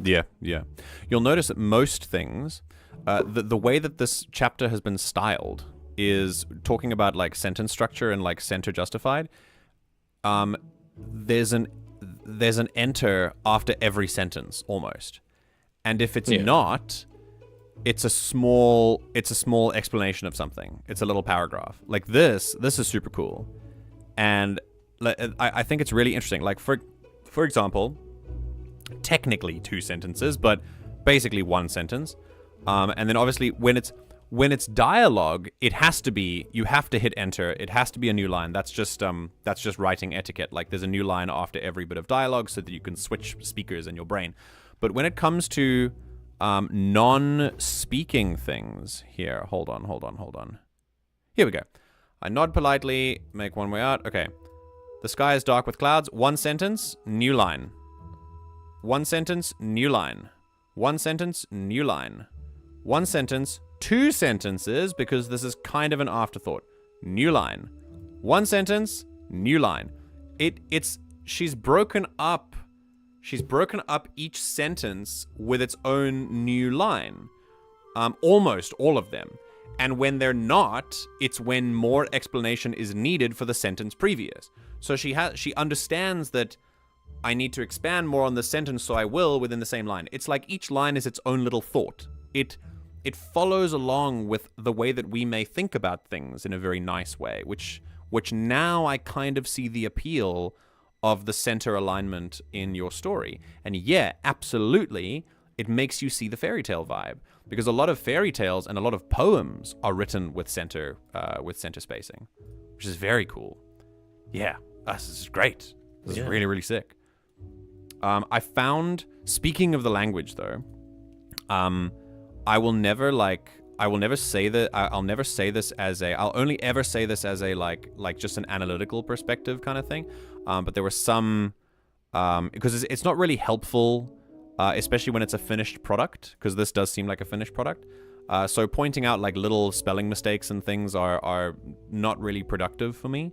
But I did notice that there were a couple of full stops missing that kind of made me go, but that is just a proofreader's job. It's not a bad writing thing. It's just you missed a full stop. Like, so what? It's not really that big of a deal. I just wanted to point it out for writers to be careful of when you're. Or comma as well. Yeah. Just point it. I like to point it out just for writers to be aware of as they go. As you're writing, just make sure that you're getting those things, and always proofread your work with someone who's not you. Always, absolutely always, before you do anything with it. Anything public, I mean. That's really a good idea. Arachizi, thank you for the incredible recommendation for this. This was a lovely, lovely, lovely submission. I've really, really enjoyed this. I think the simplicity and the whimsical nature of this story was really a pleasure to read. And honestly, I'm currently reading a book, but when I'm finished, I literally might just pick up this one because there is more. Is the book complete? Is the book actually finished, Arachizi? Because if it is, I will be devouring this next. This is very good. Yeah, I'll be trying to read through this as well. Like in my ability, of course, when I have a lot of course literature to read, as well as reading already one fiction book and planning on reading another that was recommended to me that I bought during the book fair. I would definitely like to try and read this through though as well. Very cool. Very cool. All right. And with the final part of the stream, we shall now say goodbye to The Gordians Chapter 1, A New Beginning from her own website. You should go check it out. It's in the Discord. It's under writing. It's in the writing corner section of the Discord. go to thegordian.com, Gourdian, and it'll give you the it'll give you all of her books, actually. Just like this. Was really, really good. Thank you, Aracheesy. I really appreciated this book. Yeah, music gives them feelings. Reading is like dreaming. It's super cool. Super, super cool. There's actually an anime about a group of vampire nobles learning to do the opposite and actually raise their kids. That's very funny, actually. That's very cool. Okay. In an ironic way, I love the trope of hiring servants that you see as less than you to raise your kid for you. I mean, remember, human servants were hired for being less than also, Alfred. Like, it's not, they're putting a very physical division of this. When you write fantasy, it becomes very difficult to put a one-to-one human, like, connection to this, because when you have different species, there's more of a supposed justification for stereotyping against them than there is for us. But yeah, humans did this too. Like, we just thought that the human servants that we had were less than, so therefore they were here to be servants. We would never think of ourselves as equal to a servant or a peasant. Like, good lord. Remember, the last, shall I say, maybe more than 3,000 years of European history, which has then branched out into Western American history, South African history, colonial history, rather, has been defined by hierarchies. Strict human-based hierarchies, putting some humans above other humans. That's how European civilization has developed. That's how it historically worked. And when it branched out and expanded to other worlds, that's how it treated the native people that it found.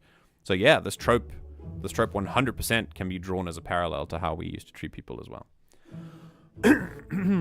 She's a bit busy and couldn't join the dream, but we'll look at it later. No worries. Please give her my my well wishes and tell her that she's a brilliant writer, and I really, really respect reading her work.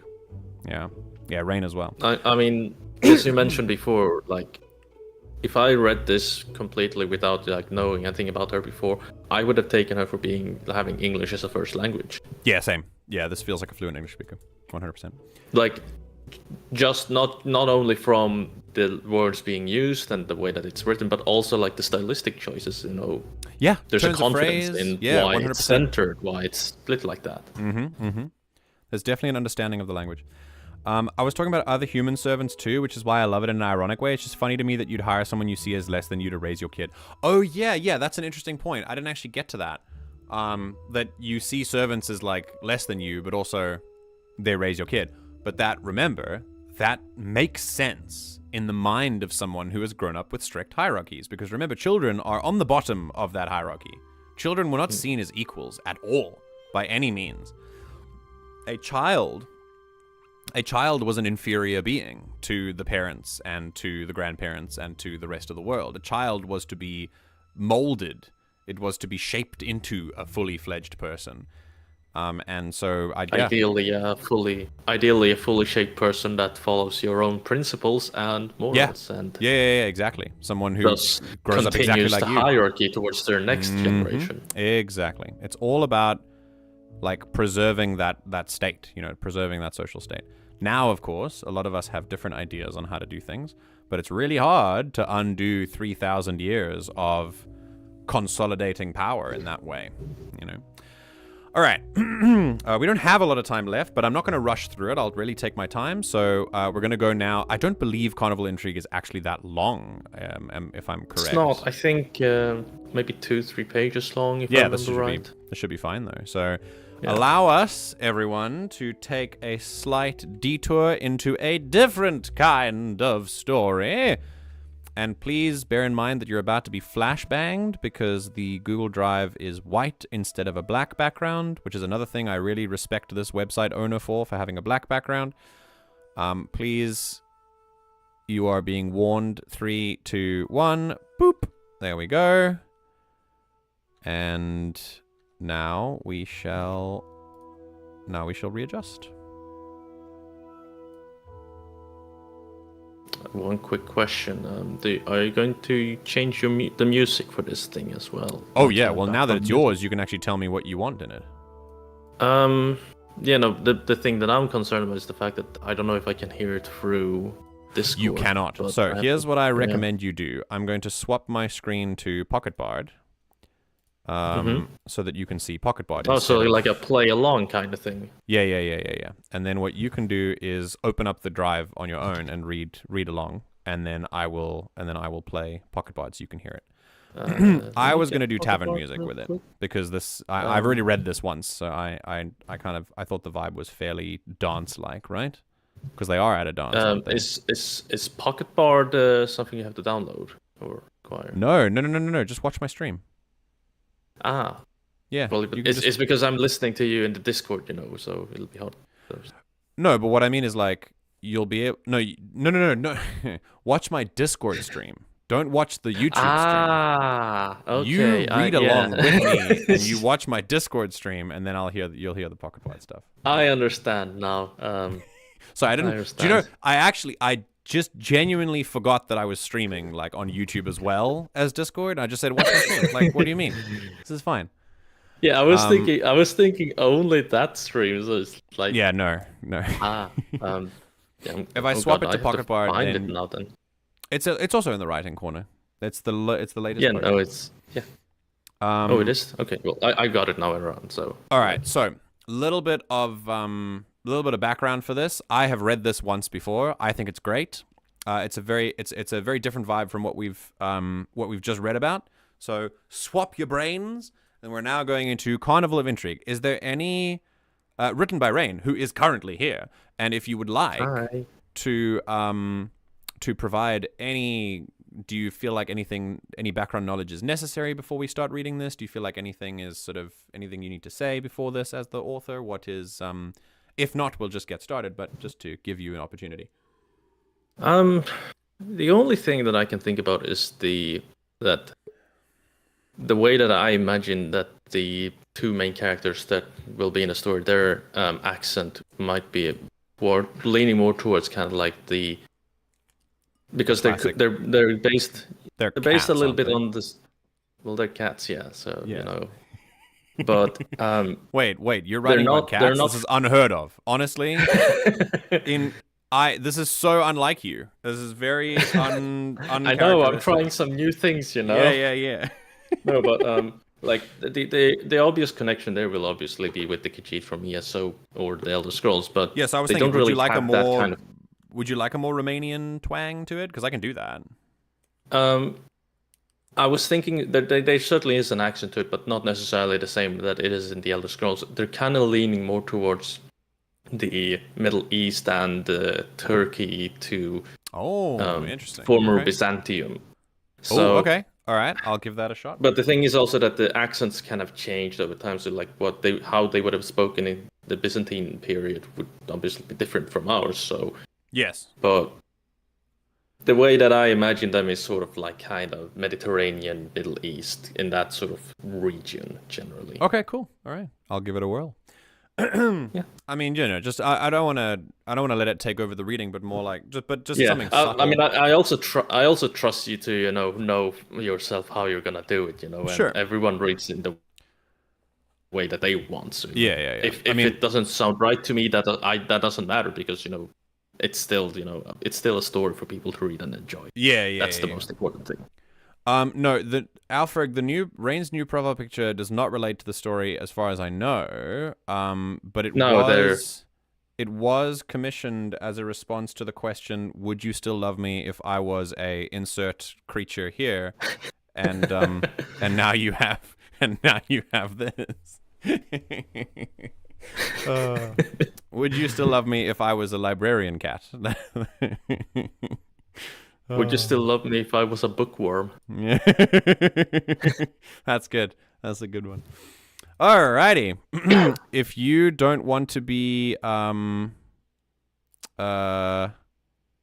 I don't know if your Google Drive like doxes you while you click on, but Alpha doxes himself regularly when we read his story. So whenever you click, it'll show that your cursor shows up. So as long as you're still Raine and you're not, if you're like, yeah, I mean, my Google Docs is Raine. So okay, sick. The only thing I'll be able to dox is my Discord name and Steam account name. Then here we go. Profile.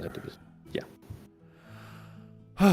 This is Carnival of Intrigue, Chapter 1. Colorful explosions lit up the night sky. Crowded cheers filled the streets. Esmar looked out the window, ears twitching at the repeated blasts. Confetti swirled like a swarm over the costumed crowds. Alliteration? Cool. Was that intentional? Swirled like a storm, costumed crowds. Or was that just something that... Is that just a natural thing? That was intentional. Very cool. I do quite like my alliterations. Love me some alliteration. The carnival had begun. It was extravagant. Obnoxious. Esmar? A voice cut through the merriment. His ears twitched behind him and he turned around. There stood Zara, his anchor ever since leaving behind his home. Unlike Esmar, Zara was born here in Montrevant. Unlike Esmar, she had grown accustomed to the noise. She leaned against the doorframe, crossing her arms, dressed up to the occasion like an ostentatious harlequin. I see you're still not ready. Zara smirked. Esmar turned his eyes back outside. He stood with only his trousers and, I'm going to say, jabot, and a belt carrying a sheathed rapier and dagger. His jacket had been left untouched on the chair, as had his feathered tricorn and mask on the drawer. This is the moment where I knew I was going to enjoy the story because it has a tricorn in it. And that well, yes. is an excellent piece of clothing. It is a shame that it fell out of fashion. True. We need to bring them back. Tricorns and cloaks. Real. Back. Yeah, absolutely. The fireworks distracted me, Esmar replied. And as he turned to face Zara, she had already moved closer to him, his jacket in her hands extended to assist in putting it on. Decorative, custom-tailored, and still it felt like a heavy chain was bound around his body, pressing against his chest, his lungs. You'll get used to it. Trust me. Zara smiled, tidying up his frills, adjusting his collar, and there he stood, like a noble mannequin, stiff, uncomfortable, cramped in his own clothes. Besides, it'll all blend together once you get out there. She patted his shoulder, kissed 2 of her fingers, and put them on his cheek. Now, take some deep breaths, and try to relax. You're coming off as a statue, she teased him, taking his hat and mask and handing them over. Esmar grabbed them both, and looked down as well as he could, despite the collar pushing against his jaw. I will try. Esmar sighed and put his mask on, followed by the hat with its colorful feathers proudly standing tall. The mask, white with gold, helped overcome his dislike for festivities enough to relieve him from his tension. A sense of anonymity that he could hide behind. Zara chuckled and put her own mask on. It was just as ostentatious as the rest of her outfit, but down in the streets, the flamboyant crowds would let her blend in easily. As would he, Esmar realized. Throughout this, I love how there's a continued question of, like, you instinctively, like, if you're paying attention, you instinctively know they're not here for a carnival. Like, there's something else going on. And I really like that that's a thread throughout this. And I think the way that you can tell is the way that they're, like, they seem to be observing it from afar, and the way they talk about it is more almost with disdain, the way that they feel about it. This doesn't feel like their natural scene. It's a really, little subtle ways to explain to the reader that maybe they're not here for the actual carnival, that they're here to do something else, which I think is super, super cool. Yeah. Also, the only kind of, how shall I don't believe, besides the ears, I don't think that there's any other indication that these are cats. Which is fine, but it's just something that I've noticed. So when I look at, these could be humans. Like when it says his ears twitched behind him, like if your ears are twitching, I don't know, maybe you've got very cool human ears that can twitch. You know, that would be that would be fun. Well, I mean, humans can twitch their ears. Some of them have the ability to do so with their muscles. But yeah. I mean, I can move my ears back and forth, but yeah. It is a bit of like kind of tricky. Yeah, I was gonna ask, is this meant to be a story that's sort of could be applied to anything, or are these characters, is it very important to the story that they are cats, or is it like, could this story be applied to like any other kind of characters? I would say that kind of, in a sense, it's not necessarily important that they are cats per se. It's more kind of like the place that they are in has had enough communication with where they originate from that it's become sort of more normal in a sense. Yeah. But it's also kind of like I don't want to sort of like describe elaborately like, hi, these are cat people. Oh yeah, no, of course. It's the balance of finding like how many details you want to present and how many you want to keep away, and sort of like in that sense, it's not significant that they are cats in that sense, but that's more of a cultural thing in the world rather than significant sort of story. I mean, that is the balance. We've been talking about it before, about like how do you, if you're creating a new, I think we talked about it with Alpha quite a lot. Like if you're creating if your species is not human, or has non-human traits, how do you describe these without being like so in your face about it, and like how are they subtle and things. The way that I think about a story like this is, if I wanted to, and I actually can't remember how the story fully ends, but if I remember there was a stupid cliffhanger, which I'm very unhappy to get to again, but if the way that I would reveal characters like these to be fully feline is an outside observer making that remark about them, because it would feel too forced for them to talk to each other about being cats, because it's such a like they're cats. It's a normal thing for them, obviously. Yeah. So for an outside observer to be like, you know, what are you doing here, cat, or whatever? Then the reader's like, whoa, this is cool. They're cats. Like that's a lovely thing. Something kind of like you went in the previous story where she wrote, you know, the child mentioning, why are you made of wood? Yes, something exactly. Like that. Exactly. Yeah, absolutely. Alrighty, let's keep going then. Well, before we do, I talking about having characters with natural dialogue, I like this as well. I think it feels, I don't know if this is true, but much with the previous author, it does feel that you are that you've spent time with these characters before putting them onto a page, which is a good thing, because it feels, if you haven't, then you're very good at improvising. But it's a cool there's a cool distinction between the two characters. Esmar definitely seems a little bit more timid. Zara seems a little bit more extroverted. They make a nice pair, and they definitely, the chemistry between them is very clear. Like immediately, they appear to have known each other for a very long time, which I really like. It's pretty hard to do in chapter 1 of a story, so that's really cool. Yeah, all right. I appreciate that. I can give that sort of quick thing that it's a bit of a both of improvisation and also kind of knowing what the character's supposed to be. Yeah. No, that's great. All right. From the Plaza Lucia to the Cathedral of St. Pellegrino, the streets were flooded with rivers of revelry. Damn. Every beginning paragraph of the new scene has an alliteration. This is so sick. Stands selling all manners of unnecessary but glamorous trinkets, to overly elaborate meals and drinks, stages with fire shows, theatrics, and humorous antics depicting the follies of the Chaldean occupants of long past. And every corner had a minstrel or a bard performing their rendition of Lucia's rebellion. Cool. Lovely world building. Also, this is how you use semicolons, my friends. Breaking up very long lists and causing a run-on sentence to actually be much easier to read if you want to put in a lot of information. You use these bad boys. Semicolons are great.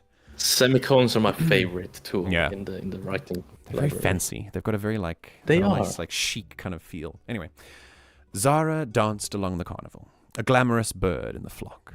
Esmar stayed behind like a rock in the stream, slowly moving from the force. Super cool.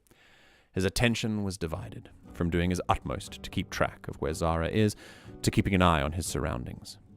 Zara, meanwhile, cheered in delight, dancing from person to person, her arms hooked from one to another. Soon enough, both of them reached the plaza just by following everyone else.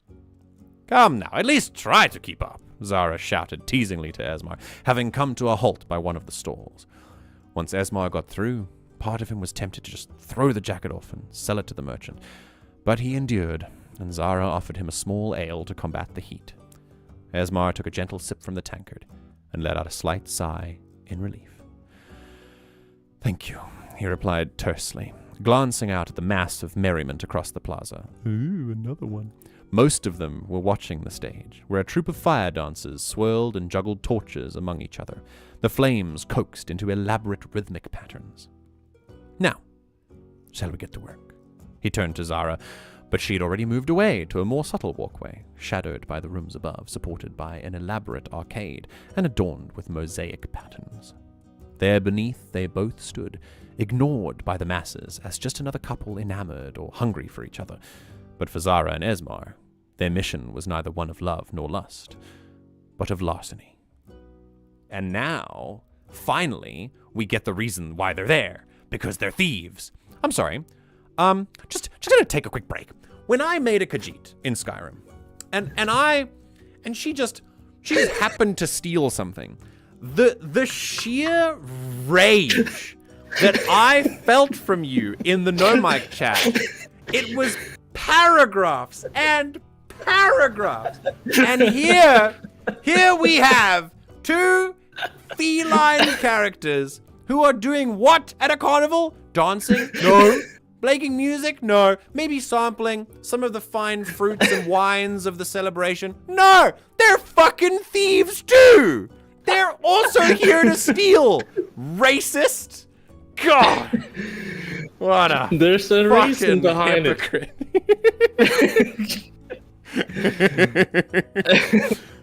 I'm definitely kidding. But go on. Yeah. I mean, I will admit that it is a bit interesting, but it's also because I really like the underworld scene in general. Oh, That's yeah, why 100%. a lot of my characters do become criminals in one way or another. I find it very interesting. Like, understanding, going into the mind of a criminal character and getting to, like, why they're there and how they do things and how they, like, sneak around the systems. Just, it fills that kind of rebellious streak you have, you know? It's very much the sort of the forbidden thing, because we can't do that in real life, so we fantasize about it in books. Yeah. Very cool. Very cool. Yeah, I don't care if your cats are thieves. So, also, yes, now, in the middle of the first chapter, we're here talking about, now we know why they're here and what they're here for, which we didn't need to know before. But again, just like the first one, the first story we read, it's a very interesting technique to drop the little world building as the characters would think about it. It would break you out of the immersion if you are focusing on a specific character, and what they're doing. They wouldn't be thinking, I am a cat person and I am here to steal something. At the very beginning of the story, it doesn't feel very good. It feels good to drop those like little breadcrumbs as the story develops and unfolds. That's a lot more natural. So, however, having said that, there is also a place for the kinds of stories that describe, I am a cat person and I'm here to steal something. That's fine too. Like, yeah. If you get the style right, that's great. I'm not going to gatekeep any methods of writing, but this is the kind of writing style that has been chosen here, and this is why I am breaking it down like this, because this is what was chosen. Anyway. Yeah.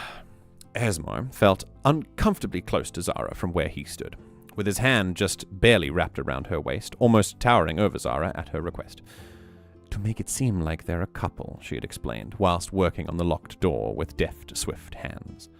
Esmar did his best to not look out to the crowd, but a quick glimpse outwards showed him the masked parade, marching ever onwards to the sound of drums and horns. No one batted an eye at any odd behavior or peculiarities. No one cared enough to do anything about it. Reassuringly, no one paid any attention to the two masked Shanurans. Shanurans, yeah. Shanurans, pretending to be infatuated with each other by the doorframe. Esmar barely had time to react to the door being picked open before Zara pulled him inside, closing the door behind him. Come now, that wasn't so bad, was it? Zara teased Esmar yet again. He refused to admit that it went surprisingly well. His mode of operation was that of a shadow, not as a performance. Instead, Esmar looked towards the staircase leading to the floors above. Let us continue, he replied, making his way up to the third floor. Zara shook her head briefly and followed suit. You Krivani are always so serious, aren't you?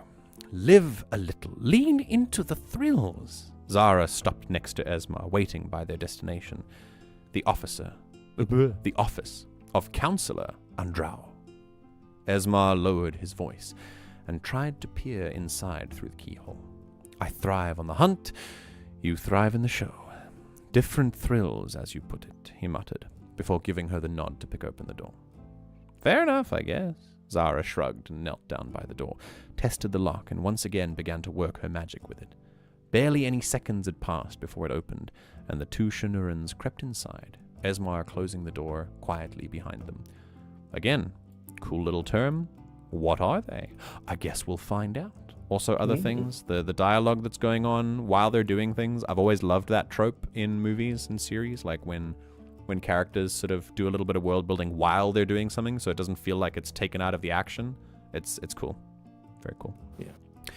The only source of light that lit up the office were the fireworks outside, giving off faint, distant splashes of color through the open window, gone as quick as it appeared. Esmar surveyed the room they were in. This seemed to be the reception, somewhat sparse in decor, provoking a sense of restrained wealth in Esmar's eyes. Somewhere in this office was their objective. Documents, letters, specifically ones that incriminated Counselor Andrao as partaking in suspected conspiracy, as they had been informed by Nilo, their supervisor. Esmar's train of thought was broken, however, when something stood out. Zara had stopped just before the open door to the office when it struck him. The office door was open. The window was open.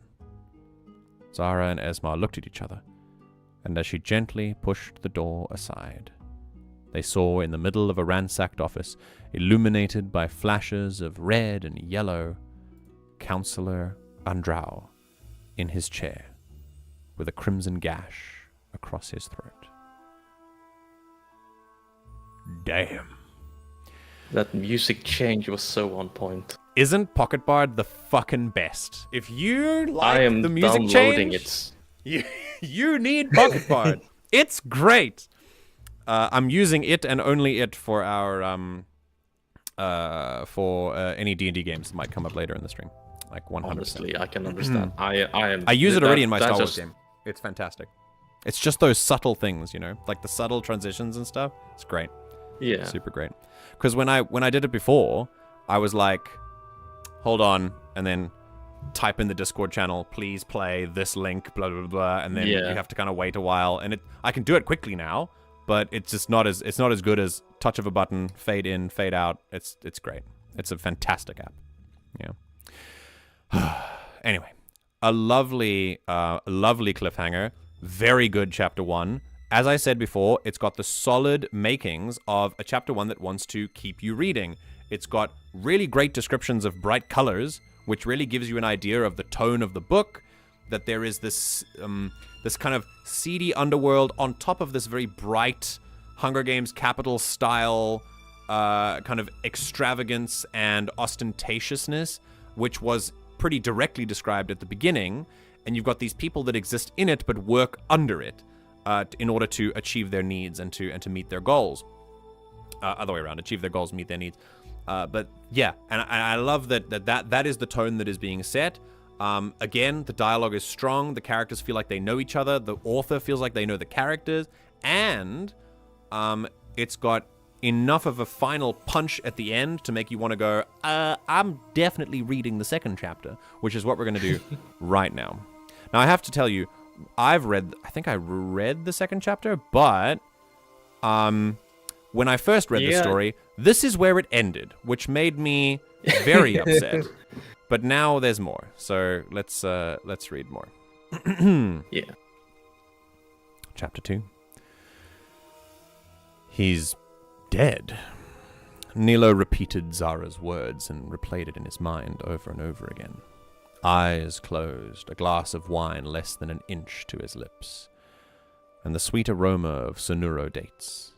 Nilo gently tilted his glass. The imagined taste of iron cut through the wine as his mind turned back to what he'd heard. A lot of work had been done up to this point. Observation, investigation, some good favors turned in. The information they had on Andrao as a member of the conspiracy did not come cheap, and Nilo's supervisor requested that they confirm this before he could go in for the arrest. At the same time, Nilo felt, this disproved the counselor's innocence, but his death came with its own set of complications. Nilo turned his gaze to Zara and Esram and let out a disgruntled sigh. Excuse me, Esmar, not Esram. And there were no documents that incriminated him, Nilo said, once again repeating Zara's report. Only suicide of no apparent reason. Zara and Esram nodded lightly. Nilo rubbed his thumb against the stem. He could sense the bitter uncertainty in the air, spoiling the sweet aroma from the serving of fruits on his desk. With Counselor Andrao dead, we must change our approach, Nilo spoke. No doubt the Tide Watch will conduct their own investigation once this comes out, and I shall keep an ear close to their findings. You, on the other hand, Nilo cut himself midway with his wineglass, will turn your eyes elsewhere. The Eshkrivi, Esram cut Nilo off, correcting his pronunciation. Nilo closed his eyes and tightened his grip around the stem. Yeah, this is not a good time to be, correcting your superior. I'm just putting it out there. This is, The Eshkrivi might know something about this. Contact them. Make some inquiries. It is best if we keep a foot ahead of the Tide Watch. We do not want them to ask questions before we do. Nilo finished his plan with a final mouthful of the wine. The Tide Watch weren't known for being investigators. They were competent guardsmen and soldiers, and most criminals rightfully feared them, but not because they could deduce elaborate crimes and schemes, but because they could be quite zealous in their protection and interrogation. Zara and Esmar both nodded. I think that's the second time. Did you change his name through chapters? Yeah, I noticed that. I think I had a name, and then I sort of just kind of mixed them up together. Yeah. A little bit That's there. fair. It happens. But I'll fix that in post. Yeah. No worries. Zara and Esmar both nodded, with Zara answering Nilo. We'll do it. Both left the office shortly thereafter, and Nilo put down the glass on his desk.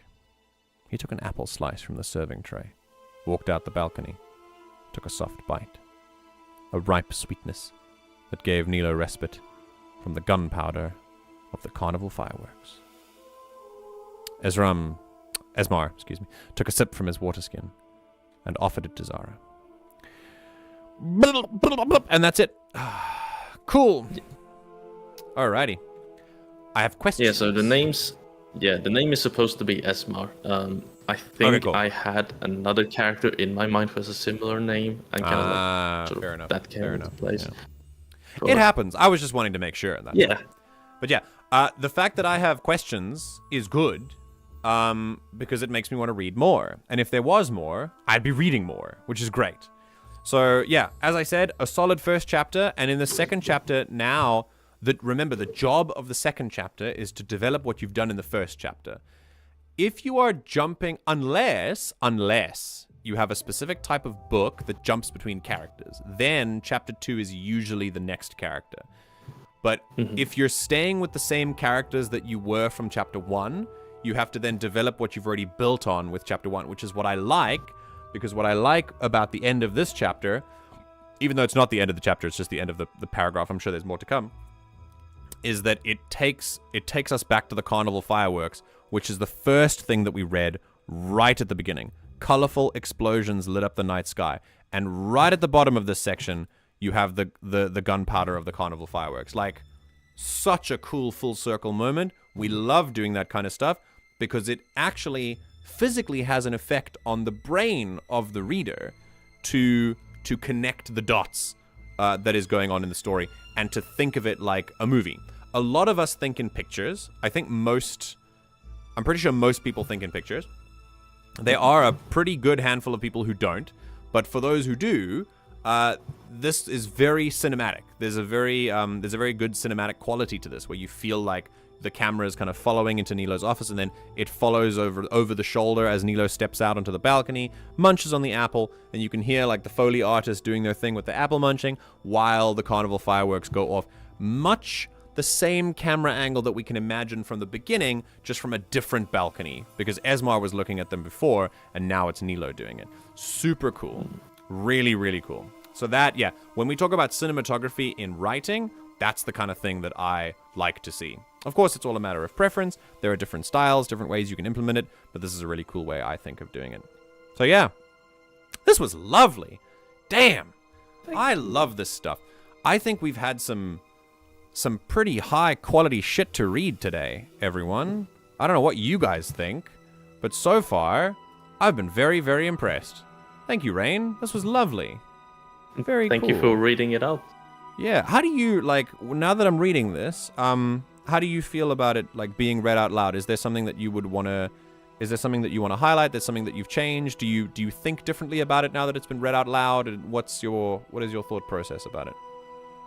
The one thing that I noticed that I actually had not thought through completely, it was the cinematography, because to a great deal my work progress or process is very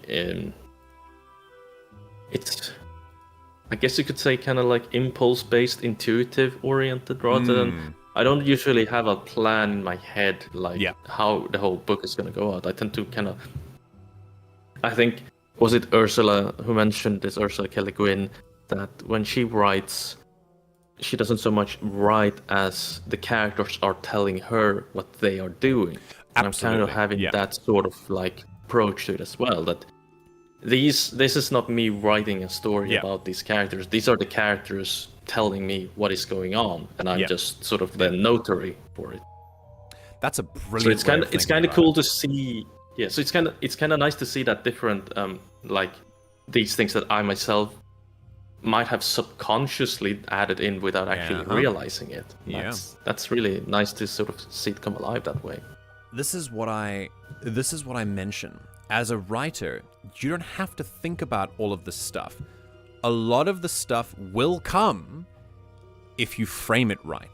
So this is a great way to frame that, and you can see that it's paid off, because when you read the story, you're like, oh damn, this is great. And you can pick out some of those details with but your framing was your framing did the legwork for you, and all you have to do is keep thinking about that one line of thought, that the characters are telling you the story, the characters are telling you the story, the characters are telling you the story. And as you keep that going as a mantra, and you keep going back to that as just this grassroots, this is the baseline of my writing and where I'm putting things and how I'm going to do this, all the other stuff will often come naturally, because of the way you're framing it.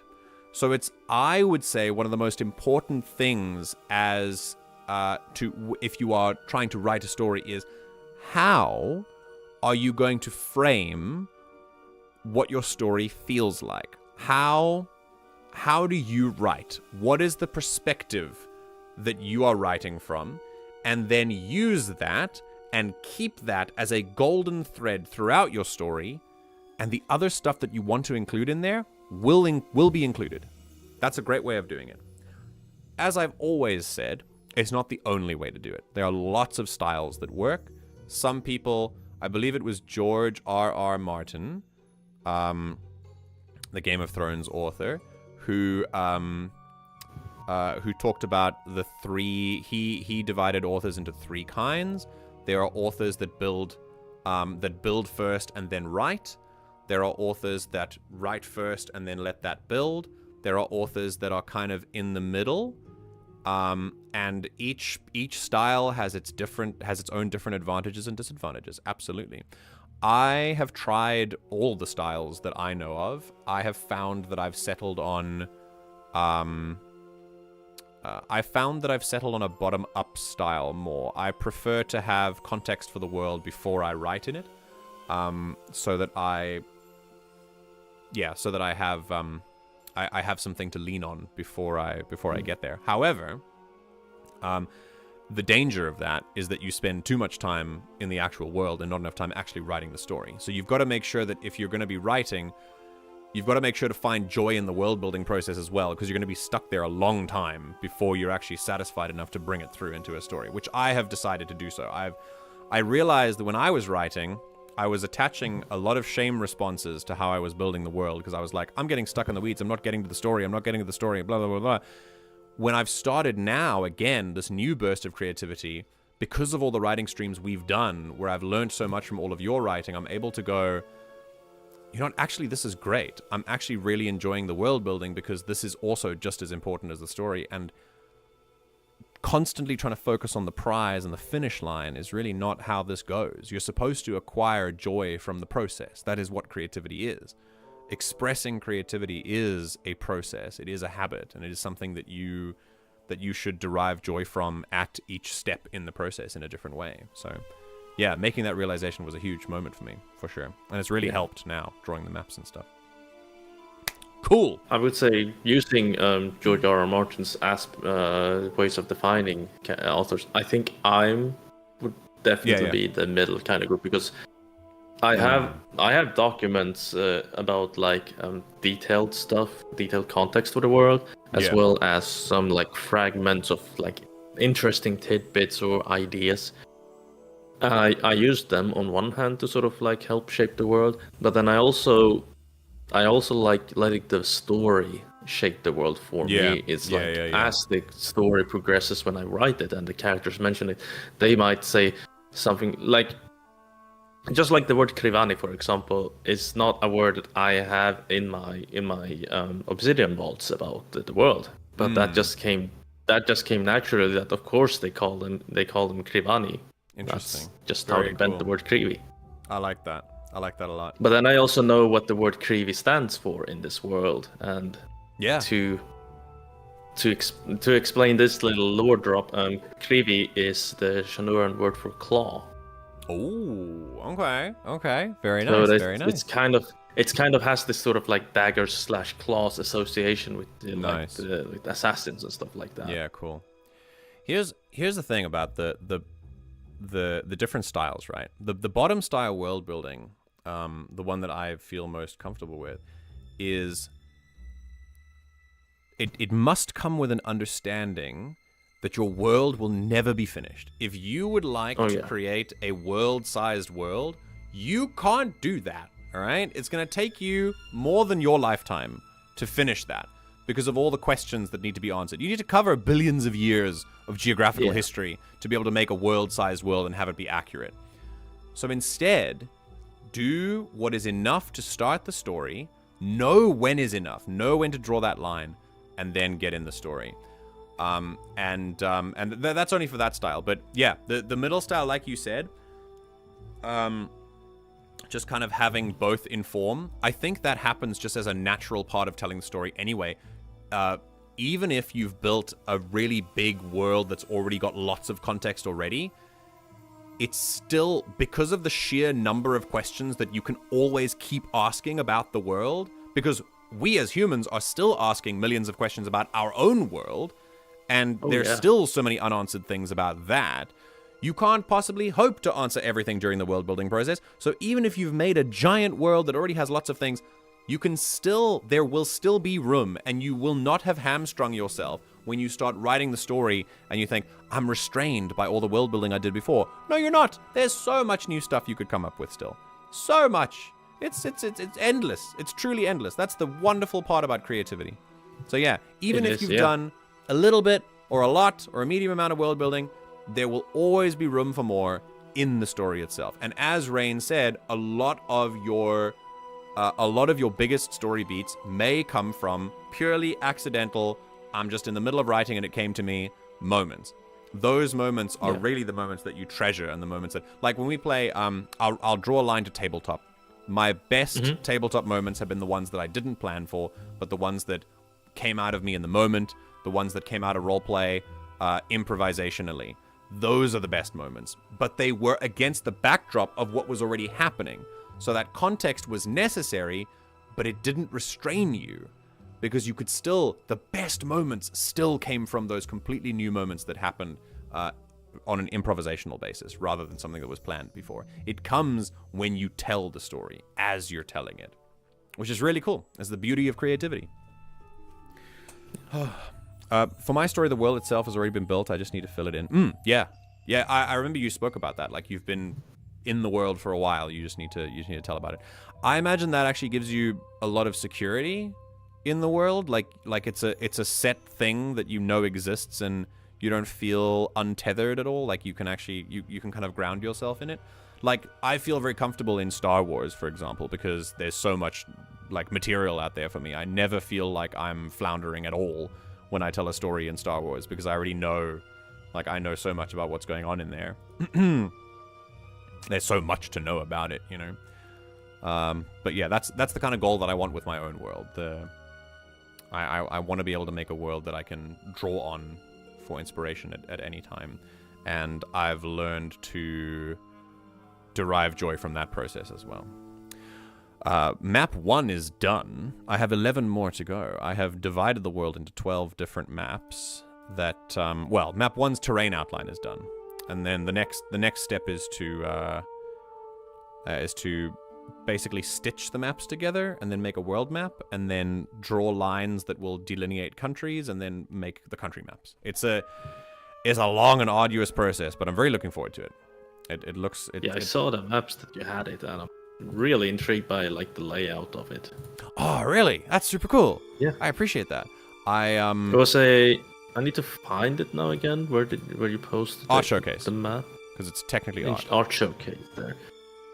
It was particularly the island to the right with that like massive inlet. Ah, yeah. It's real. I really like that thing. Super interesting. Yeah. So a lot of I've managed to do amazing things with Wonderdraft, by the way, which is another once-off purchase. You have the whole thing kind of thing. It's amazing. No subscription model necessary. I highly recommend Wonderdraft for anyone who has a passion for making maps and locations. It's phenomenal. Yeah.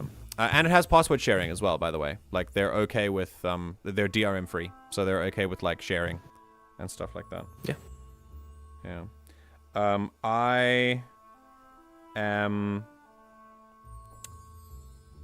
going to end the stream because it's about 12:30, and I did inform you that I would be ending things slightly earlier, which we will try to commit to. But yeah, I also really like working with limitations, especially the ones this world gives. I do too, I must say. Yeah. I am a fan of borders, and I don't like to be restrained. I just like to know where the limits are. Like, when I make a magic system, I want to know what are the limits of the magic system, because otherwise I'm going to write myself into like a Deus Ex Machina moment, or I'm going to write myself into a corner with too many limitations. Like, yeah, 100%. 5-8! Yeah, that is... Oh, hi. Hello. Yeah, I was going to say, that is definitely like the challenge, especially with the magic system in a fantasy world, is having that sort of... Like, there's definitely a place for the soft magic systems, the ones that are very like looser with the rules and mysterious. Like, I think the Force, 100%, system? Very loose. Yeah, the Force is essentially, I mean, in Legends it's way more loose, but even in canon, the Force is basically it's magic. It's plot. Yeah, it's a plot device, but. There's really only one rule about the Force, and it's basically the energy of the natural balance of the ecosystem. And the dark side of the Force is a separate part of it that is a result of people twisting the Force into something that it was never meant to be. So the Force itself exists as a thing, and within the Force, you can theoretically people do with it. Yes, yeah. Theoretically, you can do literally anything you want with it. Like, you can literally do anything you want with it if you have enough, like, willpower or whatever the plot demands, which I actually kind of like. I like that limitation as well. The Force is less about the power levels, and it's more about the character analysis of the people who wield it, of the people who twist it and place expectations on it, and it kind of becomes like an extension of the character. Absolutely, 100%. So the Force, the mythos of the Force, is, as a magic system, it's a plot device because it's very soft. There are very few hard limits to the Force, and like, there's no mana. You can just use it as much as you want. It's pretty crazy, but at the same time, that's not what it's about. It's not about being very powerful. It's about the characters who use the Force and how they use it and what they feel about it, and that's what makes it a good magic system. That is why in my magic system, I'm heavily inspired by the Force, because I'm more interested in the themes of what that would bring and the implications of a power like that, rather than like Dragon Ball Z power levels. You know what I mean? Yeah.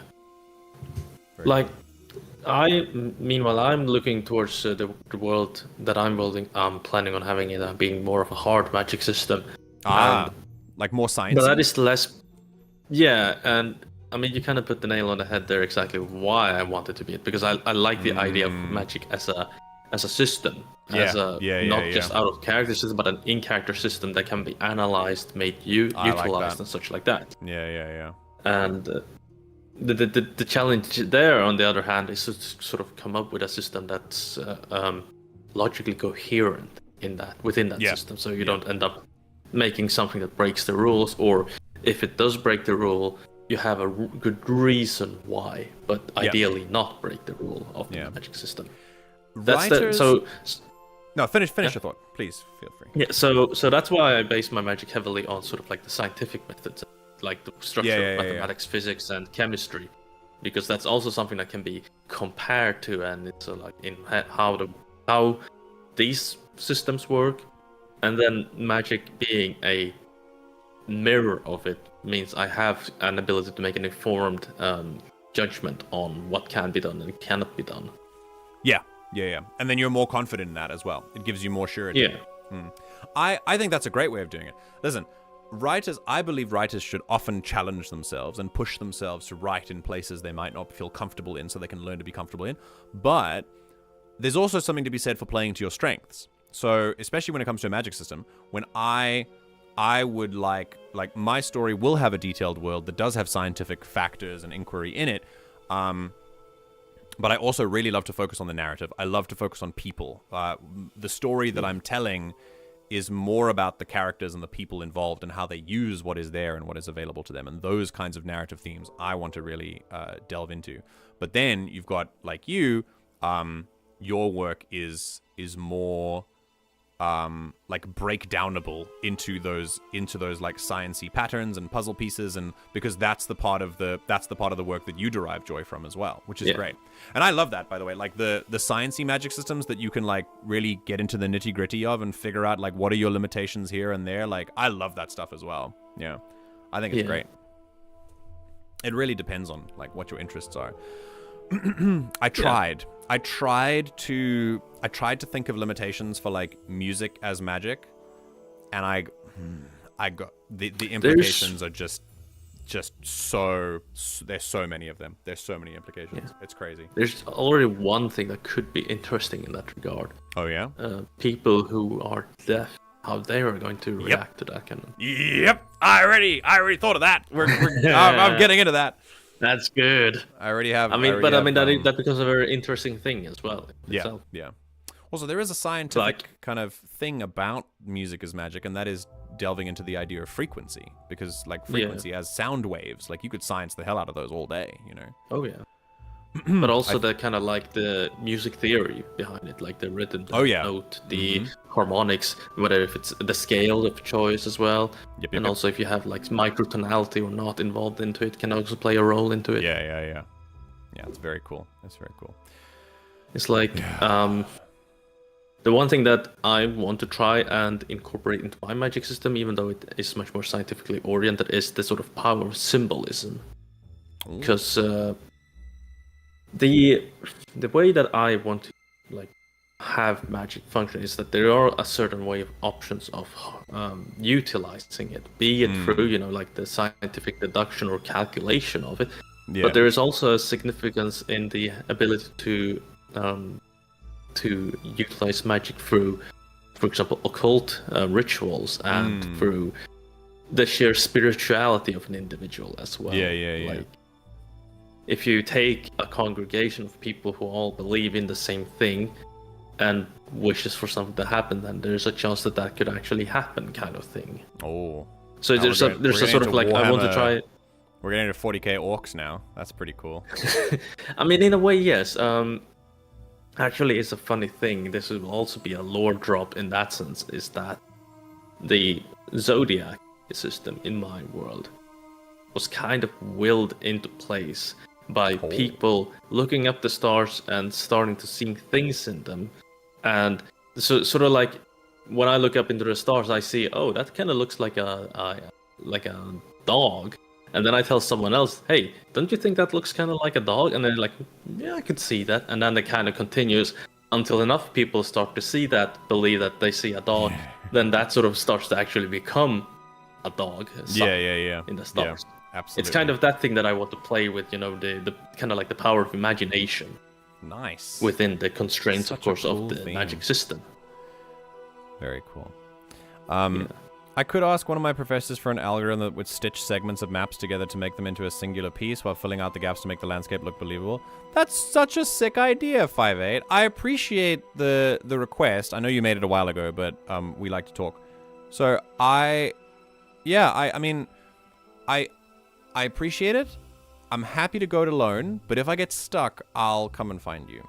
That sounds like a plan. So yeah, I've been here the whole time. I've got a chub of a magic system. It's got limitations, but within those limitations, they're limitless. Yeah, it's like I'm thinking of like fire powers, for example. You could say like the only rule is that you cannot create fire or destroy fire. You can only manipulate the fire that exists. But if you manipulate it, you can do whatever you want with it. And that's an example of that kind of magic system. Yeah. Like, I think maybe Atla is a good, like, the magic system there. I don't know very much about it. Do you have to obey the laws of thermodynamics, or are they kind of loosely obeyed? In what system? In the last Airbender. Like, when you bend elements, do you bend elements that exist there? Do they have to still, like, with earth bending, can you summon a rock, or do you have to use what's around you? Like, if I don't remember, I think it is that you have to use what's around you. Absolutely not. Okay. Not really. Well. Okay. All right. I've brought us into a new discussion. You started a discussion now. In the movie, you do. Oh, okay. Well, I hear that the movie is not very often considered to be canon. Yeah. If we're talking about that movie. Is that the M. Night Shyamalan movie? Yeah. Yeah. Thermodynamics don't exist within Atla outside of the creation of matter. Oh, okay. So one thing I'd like to do with my magic system is, I like the idea of obeying the law of thermodynamics, because otherwise that gets quite tricky. So I'm okay with being loose about it, but like fast, like playing around, like, for example, if you're creating a magic effect that, like, blows wind, you're just pushing air that already exists from somewhere. And that means that the air is going to go out of a particular place and go into somewhere. I like the idea of, like, transference rather than, like, creation or destruction. It's a lot more interesting. Because then it means that magic can't be used to propel technology forward 1,000 years by creating, like, perpetual motion machines, because that's not how physics works. And I like exploring that sort of thing. Because as soon as go on. No, you can continue this one. As soon as magic has the ability to create perpetual motion, you have no reason not to use it ever, like, not to use anything else ever again. Like, you have infinite energy forever and ever. No one needs anything else anymore. You are, like, catapulted into the space age in, like, 10 years, and it's insane. So I would rather stick to the laws of thermodynamics, for sure. Yeah, also thermodynamics is definitely something that I'm keeping in mind as well for my world, is in specifically to avoid that kind of, like, rapid development. Because I still kind of want to have the ability to develop my world in a sort of, like, chronological way. So you'll notice, for example, that gunpowder is a thing in my world, which also means that firearms of the early kind do exist in my world. If magic was as powerful as it can often be portrayed, you would not need guns at all. You could just throw a fireball at people. Yeah, just do magic. It would have the same effect. There's got to be a reason. So either mages are rare, maybe they're not a lot of them, or or magic is not as powerful as guns, or like there's got to be some viability for other technology to exist. Otherwise, you'll just always use magic, you know? Yeah. And another thing that I'm thinking as well that could be interesting to keep in mind could be the entropy could be an interesting factor to have into it as well. There's no maybe permanence of certain things. You know, everything will always fall back to sort of kind of like natural state. I think that could be a useful application for creating constraint in magic. You know, I agree. Yeah, I think so too. Yeah, so I avoid the ability to create like a forever existing I don't know, floating island. Like sooner or later that island is gonna have to come down. Yeah. It's going to go back into its natural place. Yeah, exactly. Yeah, I like that idea a lot. That's what's informing my magic system. The one where 20 earthbenders can throw a pebble if they dance for a minute. What is that in the movie? Listen, I haven't seen the movie. I'm not going to throw shade. Remember, every movie is someone's favorite, right? But that's very funny. You can't create or destroy matter, so water, earth, air have to have their respective elements on hand. Fire can be created, but otherwise they can phase shift the elements all they want. Right, yeah, because water can be turned into like a gas form. Yeah. So you can just super cool.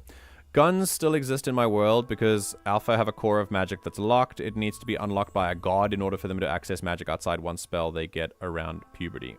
Interesting. A coming of age kind of magic system. Very cool. Very cool. There's so many questions you could ask. I found a questionnaire based on a magic system that asked about all of these things, and the questions that she was asking were just made neurons fire. So cool. I think I sent those to you. I need to make use of it. Yeah. You sent me some of them. They're very good. I really need to go through it because it's interesting. I feel like with infinite energy, you can still do the ones who walk away from Omelas. What is an Omela? Did you... is it a misspell? Is it a typo? Or do I not know what the word means? It could be both. There's an equal chance. Where it's not consuming stuff, but depends on something not great happening. What do you mean? I want an expansion of this thought before I end the stream. Otherwise, I will stay up at night wondering. It's like a magic system with infinite energy. Like a magic system that can create something. It's a short story by Le Guin. Oh! The ones who walk away from Omelas, is that the name of the short story? It's not consuming stuff, but depends on something not great happening. So like there's like a cost, there's like a price to using magic. So like you can create something, but then something else bad happens elsewhere. Like I think that's a way of creating your own law of thermodynamics then. Like if you're creating a magic system that can create something, there's very often a price that is involved. Like nature is sacrificed, and then there's like, you know, man's progress over all and things like that. That's another theme that a lot of stories can have. Basically, a city is great and happy, but it can only happen if a child is trapped and suffering in a small room. That's phenomenal. So cool. I've heard of that. I mean, there's a reason why Le Guin is seen as like one of the foremost of fantasy writers. Like that is I recognize that as a philosophical thing as well. It's a very noteworthy topic of discussion within ethics. I don't remember which field of ethics particularly, but it is definitely a very interesting thing to discuss and go over. Which I expect nothing less from Ursula K. Le Guin in that regard. Absolutely. I've heard that she was very, very philosophical about her works and very learned about that regard. I think also Dostoevsky wrote a similar story in that regard. Interesting. I don't remember. Okay. Yeah. So, but that's an interesting short story that I'm gonna have to read. Yeah. I mean, by the way, Arachizi, that choice where a city is great and happy, and by the way, great and happy in the case that I'm making it is in heavy quotation marks, can only happen if a child is trapped and suffering in a small room. We make that choice every single day as modern humans in 2024. Like, the way that our world runs is that. Like, that's how it works.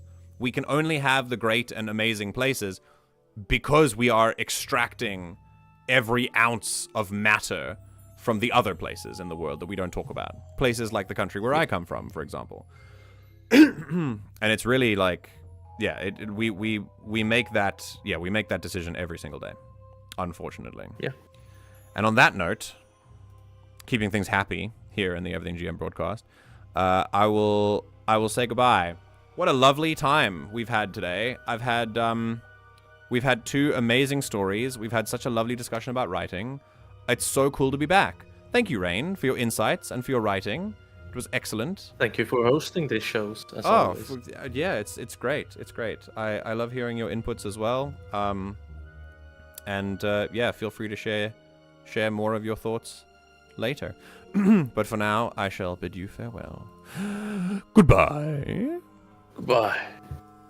And for the rest of you, that is where we will end things for today. It is 44 minutes past 12. It's 1:45 in the morning. I'm going to bed. I've had a lovely time with you all today. You really perked up my spirits. You've reminded me why this is fun. I knew what was missing from my week of rest is that as much as I needed a rest, I have enjoyed interacting with you all as usual. I'm just so sorry that it has to come through the format of live streaming and not me living in a more convenient time zone. So once again, thank you all so much for being here and for spending this day with me. Thank you for allowing us to experience great writing together. Make sure you stay hydrated. Be kinder to yourself than you're currently being. And I will see you all in the next stream on Thursday morning, where we do it all over again. Stick around for music analysis. Take care. Bye-bye.